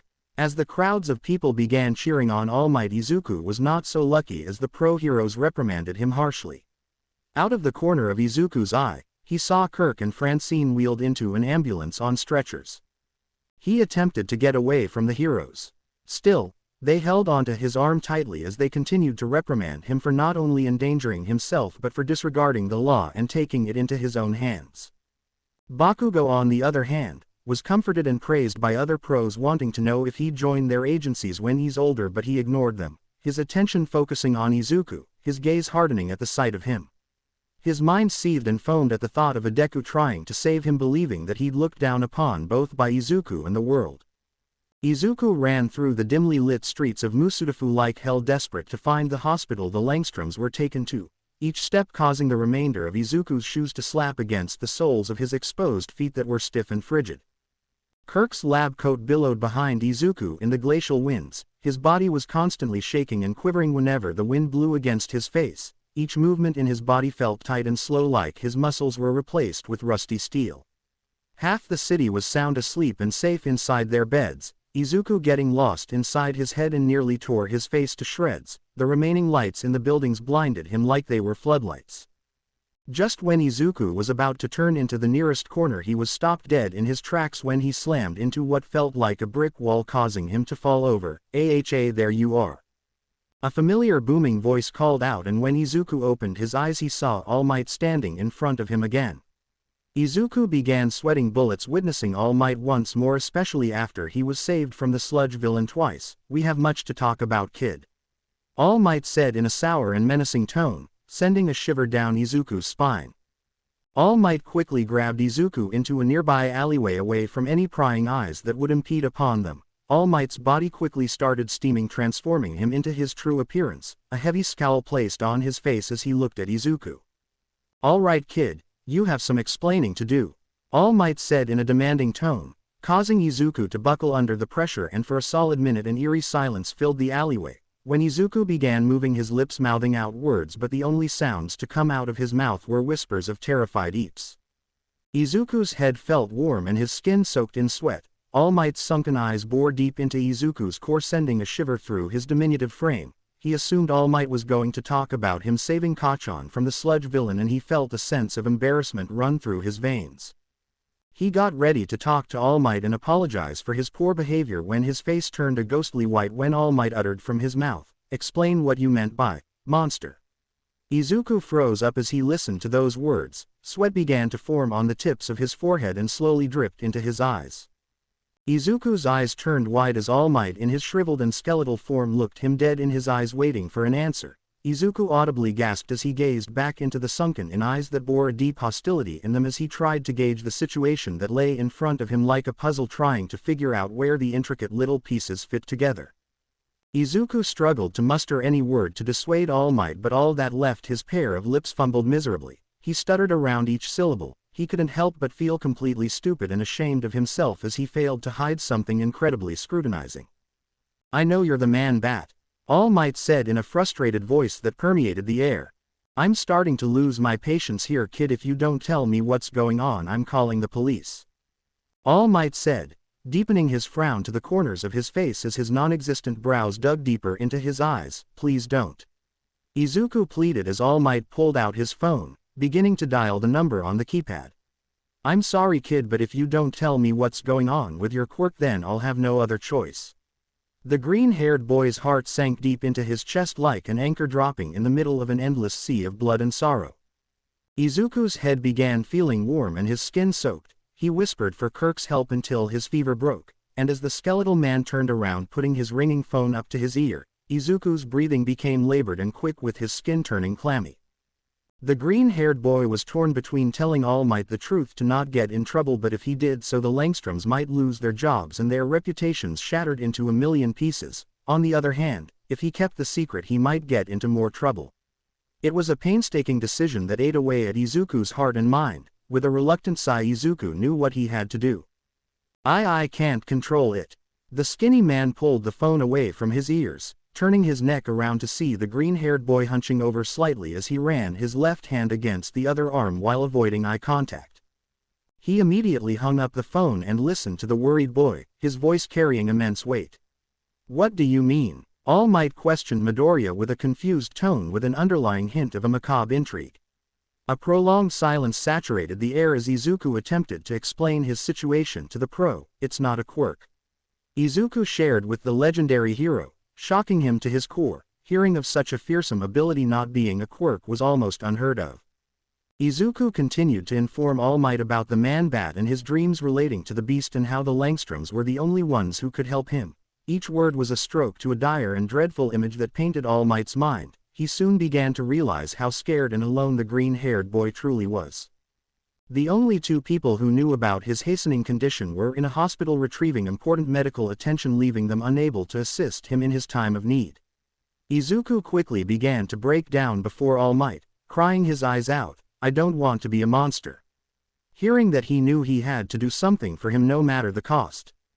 All Might lowered himself down to Izuku and hugged him, completely shocking Izuku. "It's all right," the older of the two said in a calm voice like a delicate breeze from the ocean, sloughing Izuku's worries. In that moment things became a little clearer for him. After a few seconds, All Might pulled Izuku up to his feet and brushed the dirt and debris off his borrowed lab coat. "I'm sorry," the skeletal man said with a heavy breath. "Sorry," Izuku repeated with a befuddled expression on his face. "Yes, I'm sorry, for crushing your dreams before you.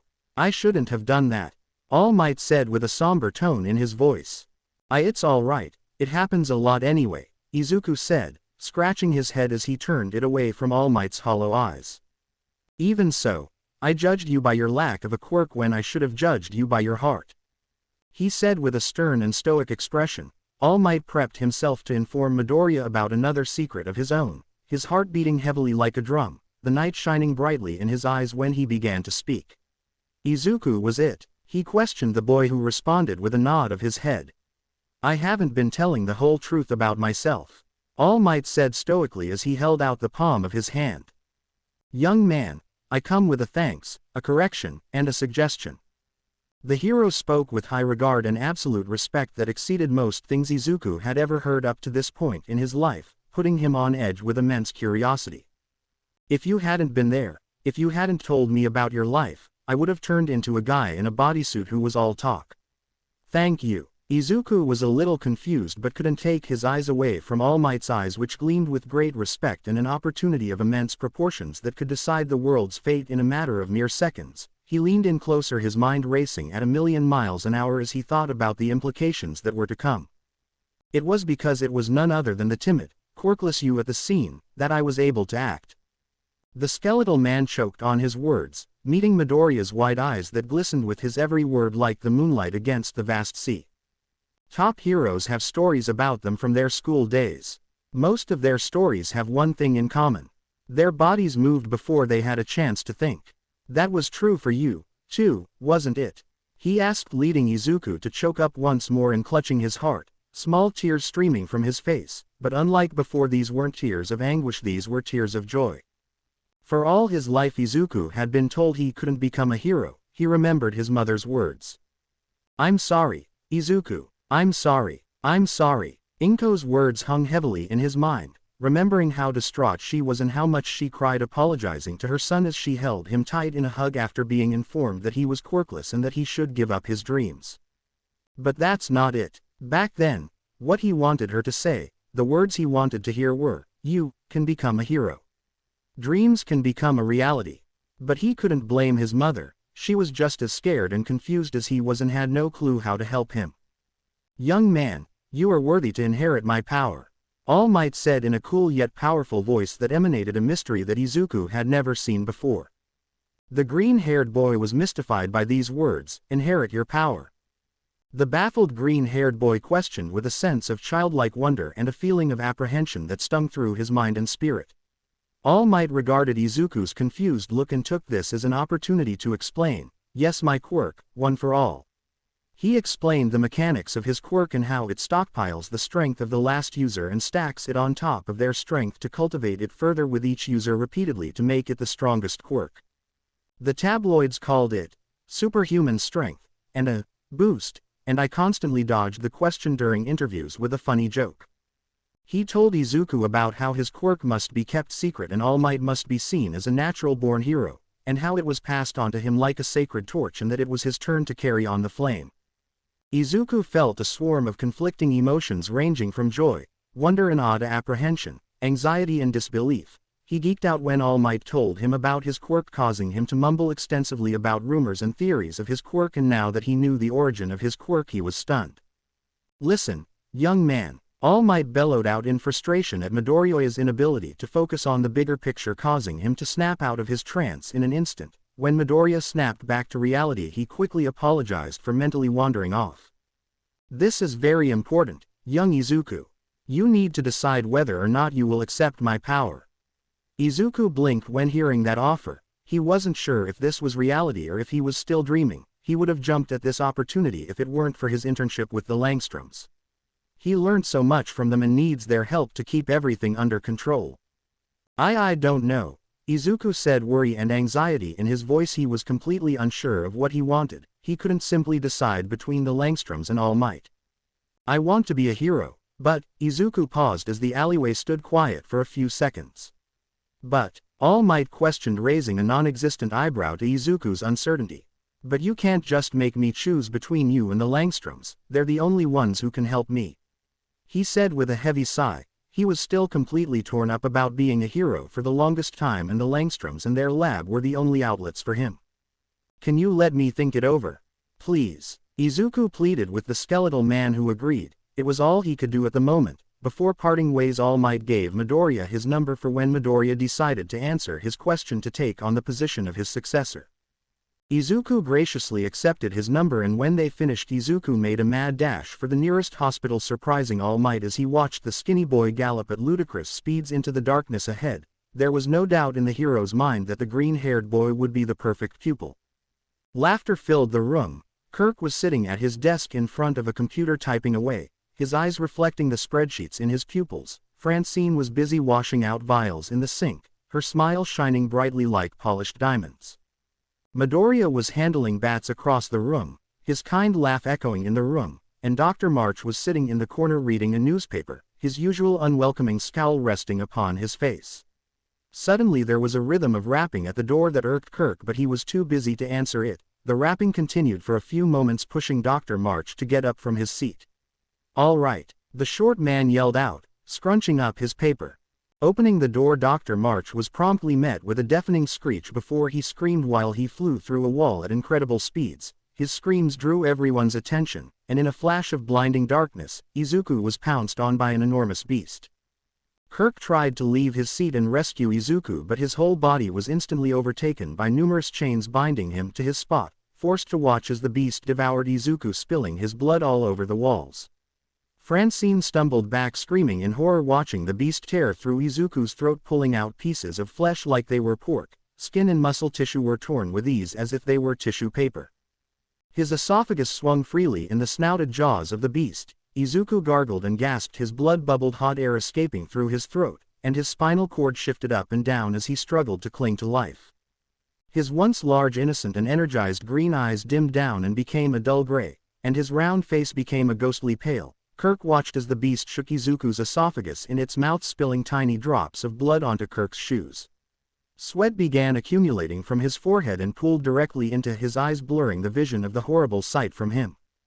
Izuku's skinny body was marked by deep gashes. The beast dug into his flesh, scooping out massive amounts of meat from his chest before shoveling them into its mouth, devouring them in seconds, leaving chunks of blood and flesh on the ground like jelly. Kirk wanted to scream, but he could feel more chains slither around his neck before clamping down tightly, cutting him off before he could vocalize his screams. His body sat still as a statue. He wanted to get up, but his chains kept him stuck to his chair. The beast hollowed at a shriek from the depths of its stomach, causing Kirk's ears almost to pop.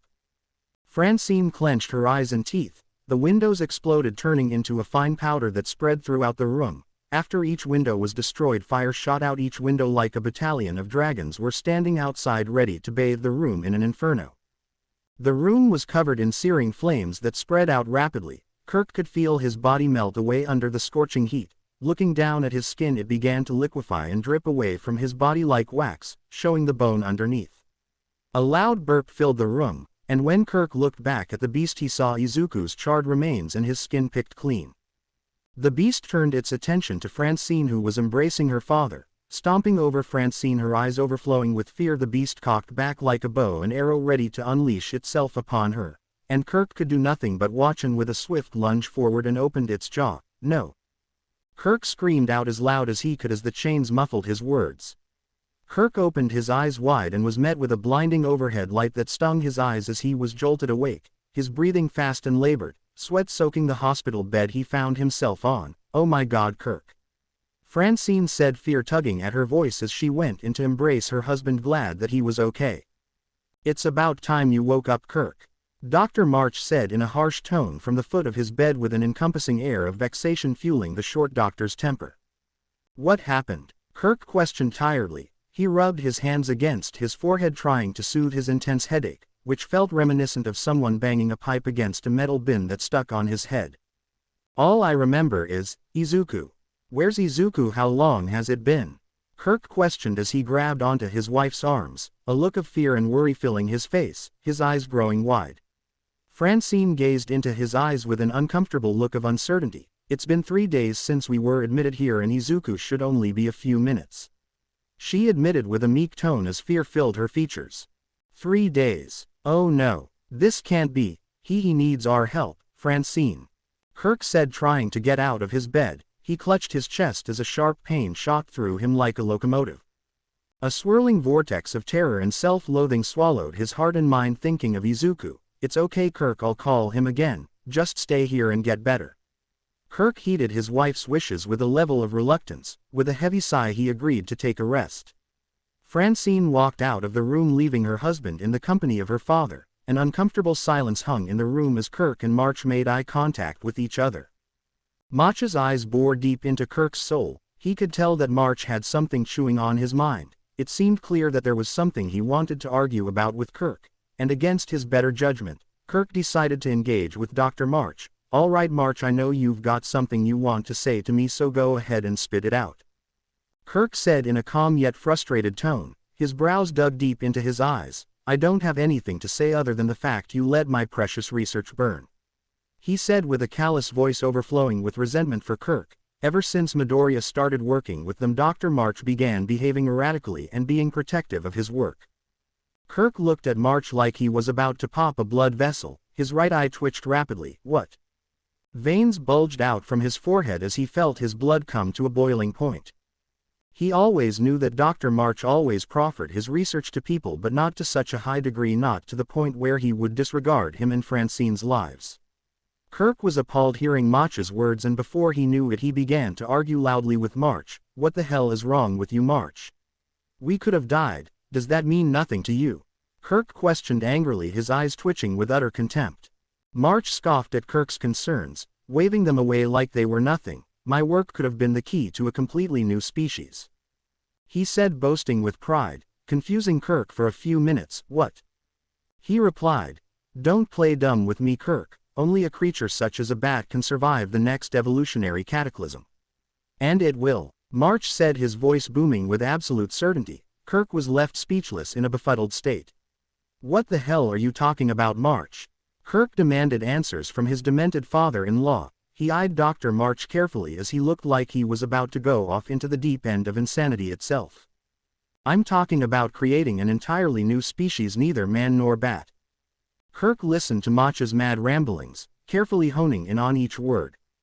"My new serum could be the key to the next step in human evolution." Kirk absorbed every word escaping March's mouth and was dumbfounded at his absurd claims to evolve the human species and show that quirks are nothing compared to what he has discovered. "Are you saying you've created a mutagenic formula? And what do you mean, could be?" Kirk questioned, disbelief evident in his tone as he doubted the validity of March's claims. "I needed to test it, but before I had the chance," Dr. March said with an air of reluctance and annoyance before he was rudely cut off by Kirk. "You mean, you haven't taken it?" Kirk interjected with surprise and confusion. "Of course not," March responded with an agitated growl. "Unfortunately, the experimental batch was destroyed. I'll have to," but before March could finish his sentence, he was immediately cut off again by Kirk, who felt the need to interject. "Destroyed how?" Kirk asked, more enraged this time, furrowing his brows in frustration. The tension in the room was palpable as they both realized the gravity of the situation. "I'd been working through the night. I was just completing the final combination. You have to understand, I was very tired." Dr. March spoke with an air of remorse as if he had just committed an unspeakable and heinous murder. "I accidentally dropped the beaker. The whole night's work was ruined. None of you knew what I was doing. But Izuku was there to clean up the mess, all that glass."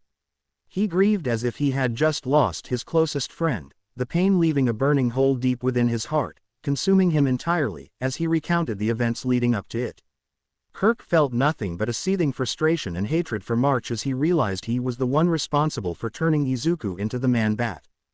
"But soon I will show the world what my formula's capable." Before March could finish his sentence, Kirk lunged at him, pinning him to the ground as he tussled with his insane father-in-law. "Are you insane, March?" Kirk commanded of March as he shook him around like a ragdoll. "What the hell is wrong with you, Kirk?" March commanded back as he tried to loosen Kirk's grip, his hands clutching against the lab coat with enough strength to tear the fabric to pieces. "Your serum, March. It's in Izuku, March," Kirk said, growling the words into the older man's ear. "What are you talking about?" Dr. March said, struggling to gasp for air as he attempted to push Kirk off. Kirk grabbed the collar of March's lab coat. "When Izuku cleaned up your mess, he was in direct contact with your mutagen," Kirk said, unable to control his seething rage. And now Izuku is slowly dying because of you."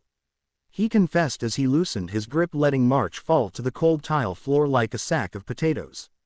I feel powerless to help Izuku. This entire time Francine and I thought this was just a series of horrifying misfortunes, but now I know better. It's your fault, March. Kirk broke down into tears, unable to stop a torrent of water from cascading down his cheeks. The door creaked open, and as the two men turned their heads, there stood Francine with a look of concern and sadness. Francine, how long have you been listening? Kirk asked, sensing the palpable tension in her lips before opening them. Long enough, she said in a simple yet solemn tone. Izuku stood behind her with a similar look of worry and distress. Dad. Get out, please, Francine said calmly, yet Kirk could tell that it was the hardest thing for her to say, and it took all her might not to break down in front of him.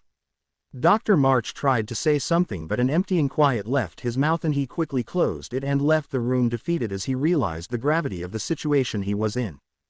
Izuku walked in behind Francine as Kirk looked at them with a look of pain and despair. I'm sorry, I'm so sorry, but before Kirk could continue, he suddenly found himself in the loving embrace of his wife and Izuku.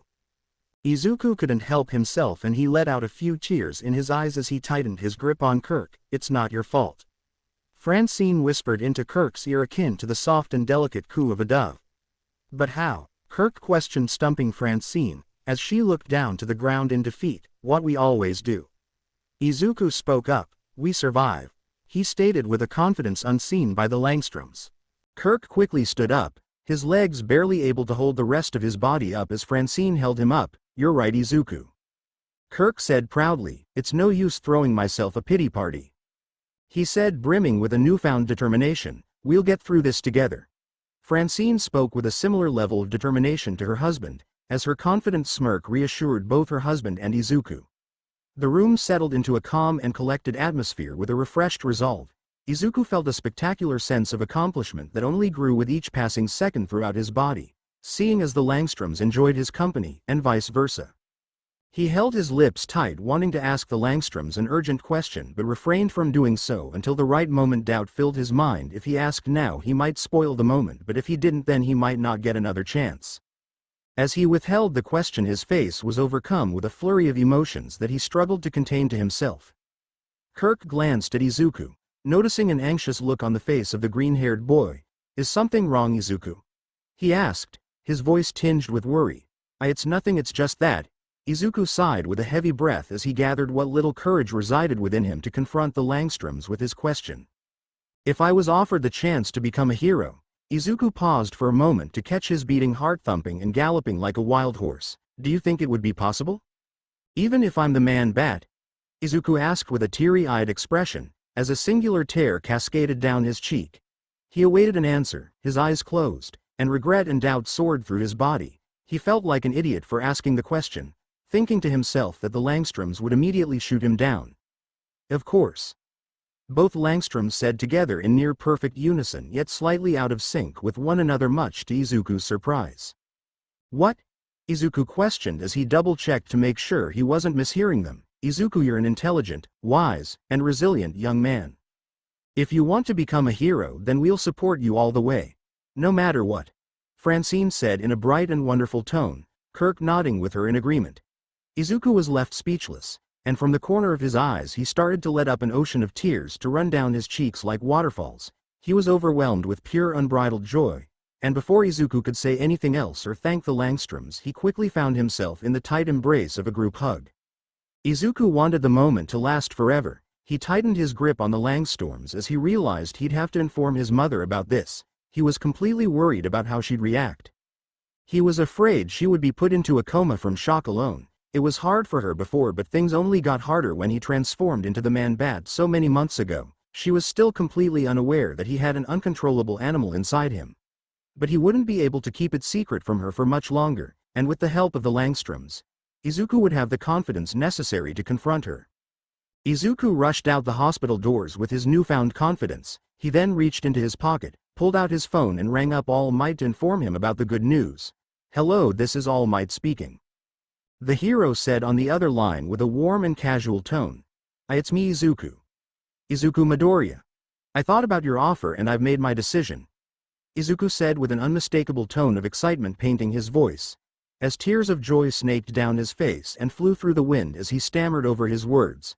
He paused briefly before responding. My answer is, yes, I will take you up on your offer, Izuku said, struggling to keep his voice down. That's great to hear, young Midoriya.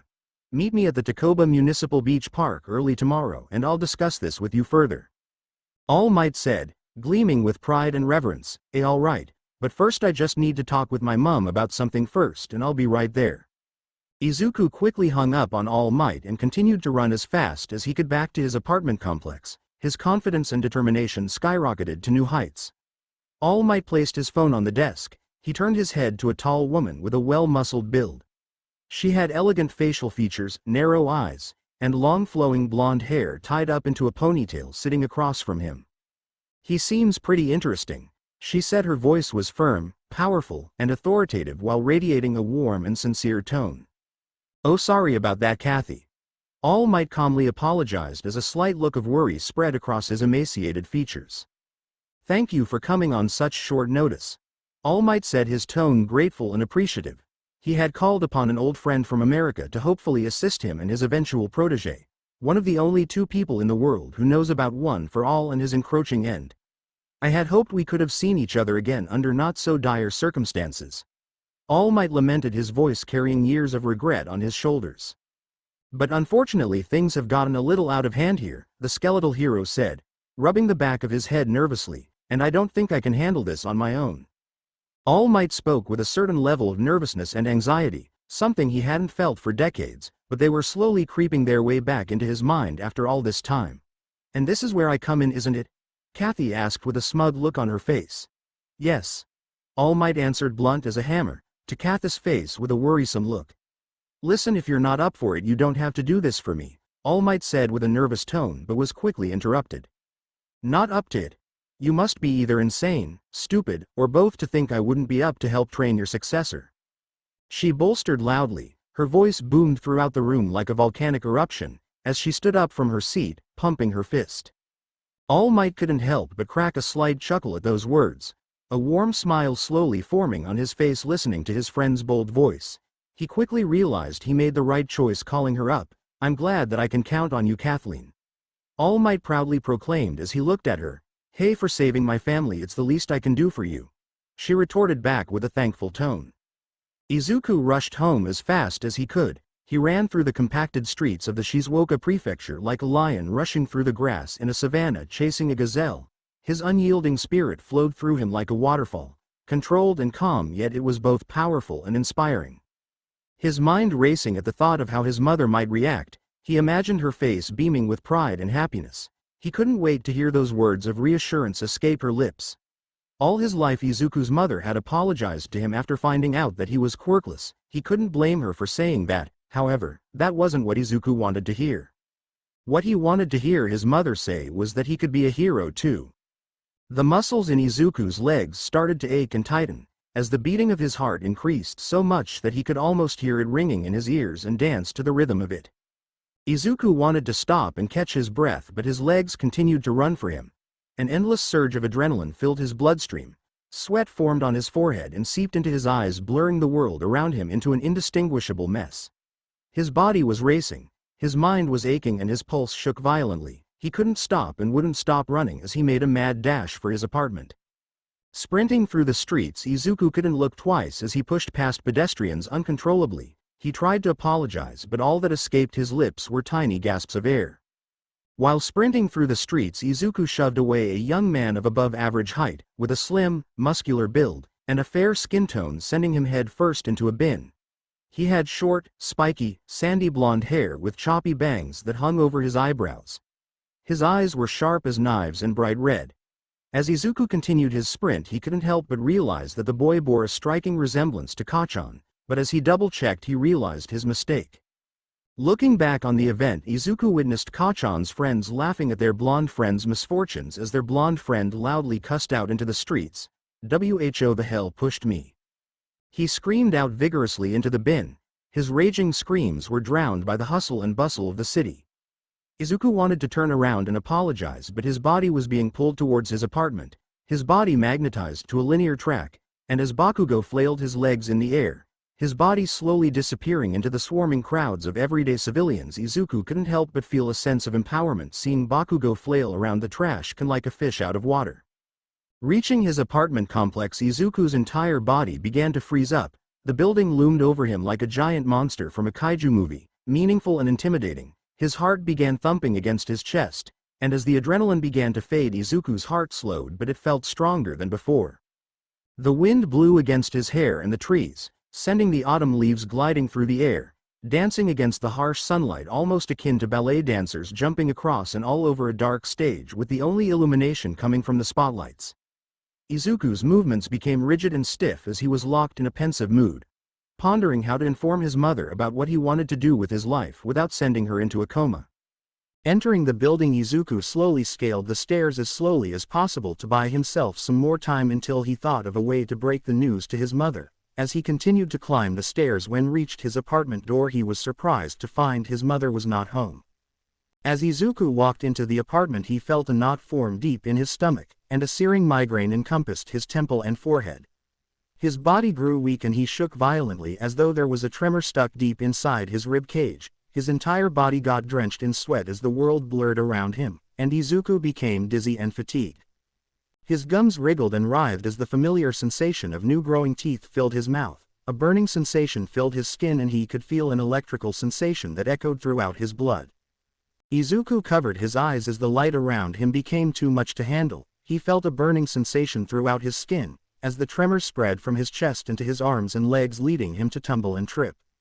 Izuku's hearing increased tenfold. He could hear the birds chirping outside, the cars honking and the people screaming from the floors his apartment was sandwiched between. The very act of dropping a pin was absolute torture to him. He shambled and shuffled through his apartment. He let out a few groans of pain almost akin to a zombie. He rushed to the bathroom, and locked the door behind him. He fell to his knees as he removed a tile piece from the wall behind next to the sink. In it were a dozen vials of the Langstrom's gene blocker and a needle gun to inject himself with them. Francine was able to save some before the fire and handed them to Izuku in case he needed to use them, but was unable to contact them. Izuku shakily grabbed a vial and the gun and placed the vial and cocked the gun. A sharp pain filled his chest yet again. He could feel his lungs be reshaped to accommodate his form as the man-bat. Izuku clenched his open hand into a fist as he felt his muscles and bones being torn apart from the inside out and remolded like hot glass, and his movements became slow and rigid. "Izuku, I'm home." He heard his mother call out, "I'm sorry if I worried you, I was just up the shops," she said in a tired tone of voice, sleep weighing heavily on her mind. Izuku froze up, fear and anxiety spreading through his body like a fungus. He dreaded thinking what would happen if his mother saw him transforming into a monster right before her eyes, and just when those thoughts started to flood his mind, a rush of pain soared through his body and he let out an agonizing scream. Tightening his grip on the gun and trying to inject it into his arm, Himiko rushed to the bathroom, rapidly pounding her fists on the door. "Izuku, are you all right? What's happening?" Himiko asked fearfully. Just then Izuku's mind screamed at him as millions of thoughts raced through his head at blinding speeds. He needed to think of something to say to his mother and fast. I'm fine, Mum, I just stubbed my toe," he nervously blurted out as he felt his clothes constricting around his skin like a boa. "Are you sure, sweetie?" "It doesn't sound like it," Himiko replied, unease and dread creeping into her voice. "Let me come in, I'll take a look at it," she said with worry. "No, you can't. I'm just changing." Izuku told his mother a deceitful truth to protect her from himself. His heart slowed to a snail's pace. He could feel it enlarging, its size making it rub up against his ribcage, waiting to pounce from his chest like some sort of alien parasite and strike. Hair started to sprout up from Izuku's skin like weeds in a garden as the green coloring quickly changed to a black and brown pigment. Every part of the transformation process seemed to be accelerating at an unnatural pace. His breathing became shallow and heavy as he panicked just thinking about what he might do to his mother if she saw him this way. Hunched over the floor, Izuku struggled to pull the trigger of the needle gun, his fingers growing weak and slowly starting to elongate one by one. His ears began thinning and elongating, and they started to twitch uncontrollably. Himiko could tell there was something wrong with Izuku but had no idea what. She had paused for a moment trying to think of something reassuring to say to him. "Listen, Izuku, if there's something wrong, you can always talk to me about it." Her voice became calm and reassuring with an underlying tinge of grief that seemed to reverberate in Izuku's ears. He was hesitant to tell his mother the truth, especially now. Listening to the soft calming voice of his mother, the trigger of the needle gun became tougher to pull. Every time he tried to pull the trigger, his body became sickly and weak, and he felt his feet swell up inside his shoes, ready to explode and take their new form. His mother continued to speak reassuring words, but they were all drowned out by the surrounding audio, and his eyes started burning up. "Izuku, I love you, no matter what," Inko said in a fearful tone, sending a sudden shock to Izuku's system. A rush of memories flooded back to him. He remembered how much she was hurting for as long as he knew. Izuku tightened his fingers around the trigger anxiously. His mind took him back to when he was first told that he didn't have a quirk and that he should just give up when he was only 4 years old, and how he was devastated. He remembered watching the video of All Might's debut on a loop over and over, devoid of his usual joy. He remembered his mother sobbing as she held him close in her arms, apologizing profusely. She was hurting just as much as he was. With those memories flooding back in, he found the strength within himself and managed to pull the trigger, deploying the gene blocker into his veins. His body slowly reverted to its original form, and he let out a collection of pained grunts. His breath became ragged as the air around him felt thinner than ever before, but he was relieved to find himself coming back. "Izuku, are you all right, sweetie?" his mother asked, choking on her words, and tears began streaming down her face. "Yeah, I'm fine, Mum. I just needed to get that out of my system," Izuku said, struggling to hold back tears of his own. While the atmosphere calmed down around them and Izuku finally returned to normal, he leaned his back against the bathroom door and hesitantly wondered if he should tell his mother. "Listen, Mum." Izuku grunted in a pained and stern tone. "What is it, sweetheart?" Inko questioned anxiously, her worrisome expression quickly transitioning to slight fear. "I have something important to tell you.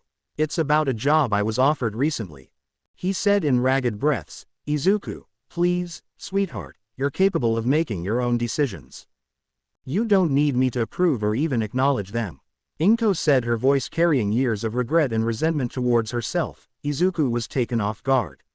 He assumed he'd have to explain to his mother what he'd be doing, but she seemed to already have an understanding and accepting response to whatever he would say before the words could leave his lips.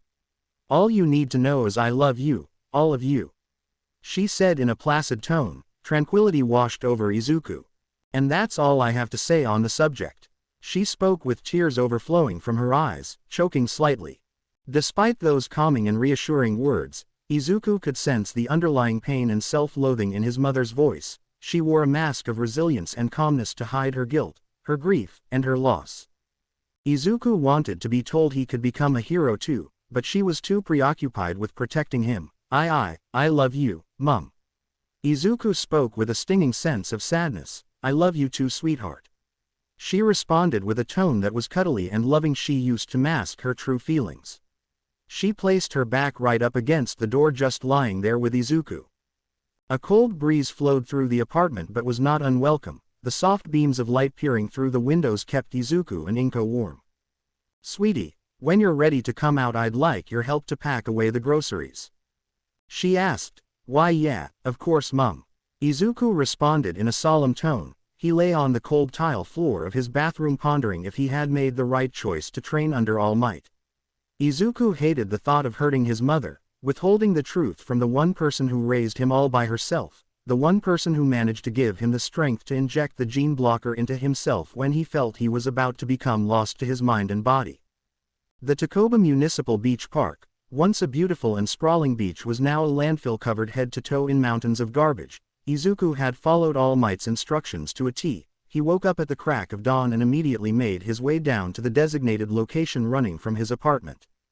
Slivers of light pierced the darkened skies, as Izuku waited for All Might to show up. At this point, he was starting to get worried that All Might had changed his mind and had considered calling the police to arrest him for his crimes as the Man-Bat. He couldn't ignore the paranoia or the mental torture that gnawed at him viciously. He clenched his new bag tightly, which contained the vials of the gene blockers and the needle gun, in case he started to transform again. As Izuku started to have second doubts, a giant muscular figure came careening down from the clouds above like an angel descending from the heavens above, and landed with a loud boom that sent the pavement cracking and dust everywhere. Izuku waved away the debris as he shielded his eyes. When he reopened his eyes, standing right in front of him was none other than All Might. "Ah, good to see you here on time, young Midoriya," All Might said boisterously as the light of the rising sun reflected off his teeth and into his eyes. All Might," Izuku said. He was hardly able to contain his excitement. I thought you weren't going to show up," he continued, stumbling over his words, shocking All Might just a bit.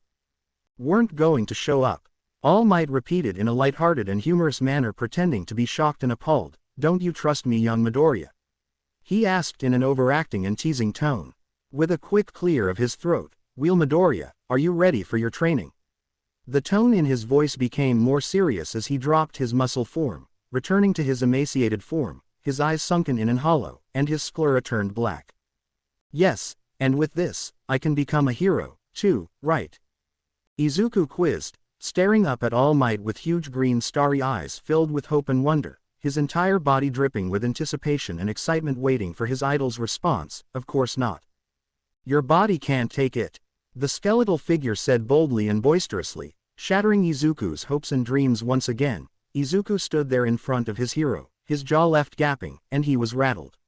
What? But you said," Izuku stammered for a moment, when tears slowly started forming from the corner of his eyes. "I know what I said." All Might cut off Midoriya with an irritated tone.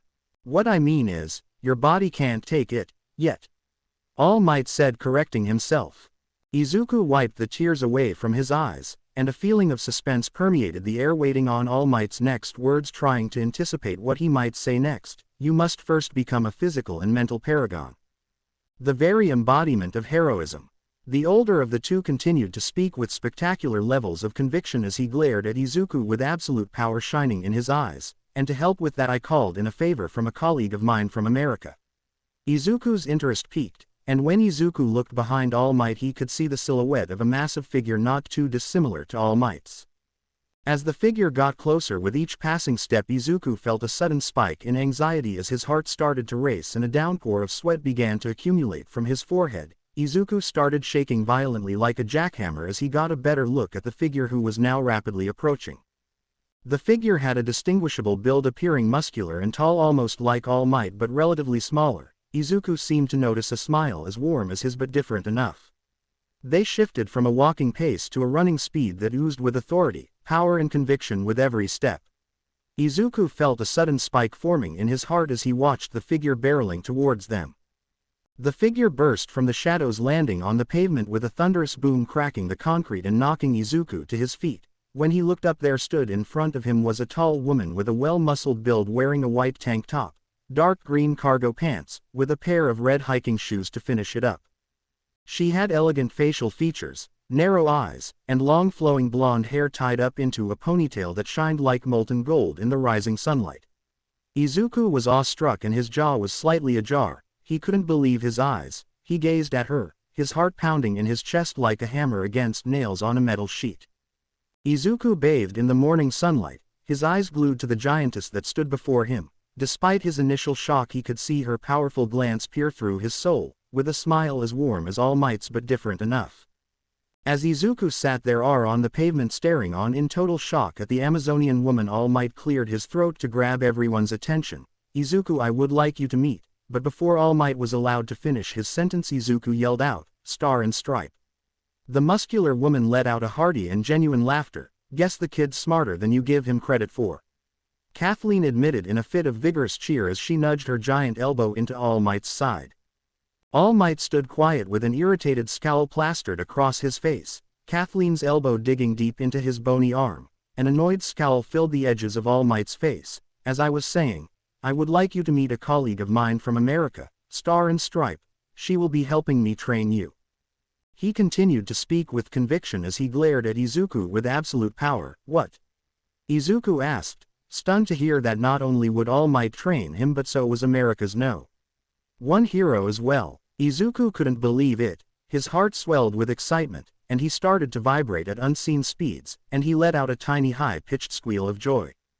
"Slow down, kid. Keep going that fast and you'll probably drop into another dimension," Kathleen said, her voice thundering with enthusiasm. We've got a lot of planning to do first. The emaciated hero spoke. We have about 22 months to get your body ready to handle one for all before you enter the hero course.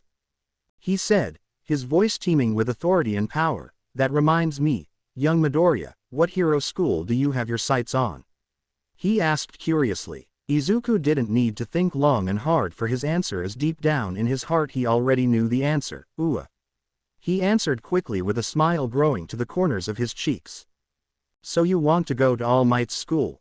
Kathleen playfully asked. Izuku silently nodded his head up and down. Alright Izuku, if you want to get into UA then you best follow these instructions.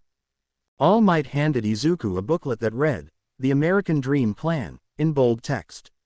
Opening it up, the booklet was packed to the brim with dietary requirements and workout regimens. Izuku absorbed the information in the booklet and looked up towards All Might, then to Kathleen, then back to All Might, and with a look of pure determination he said, Alright, let's do this then.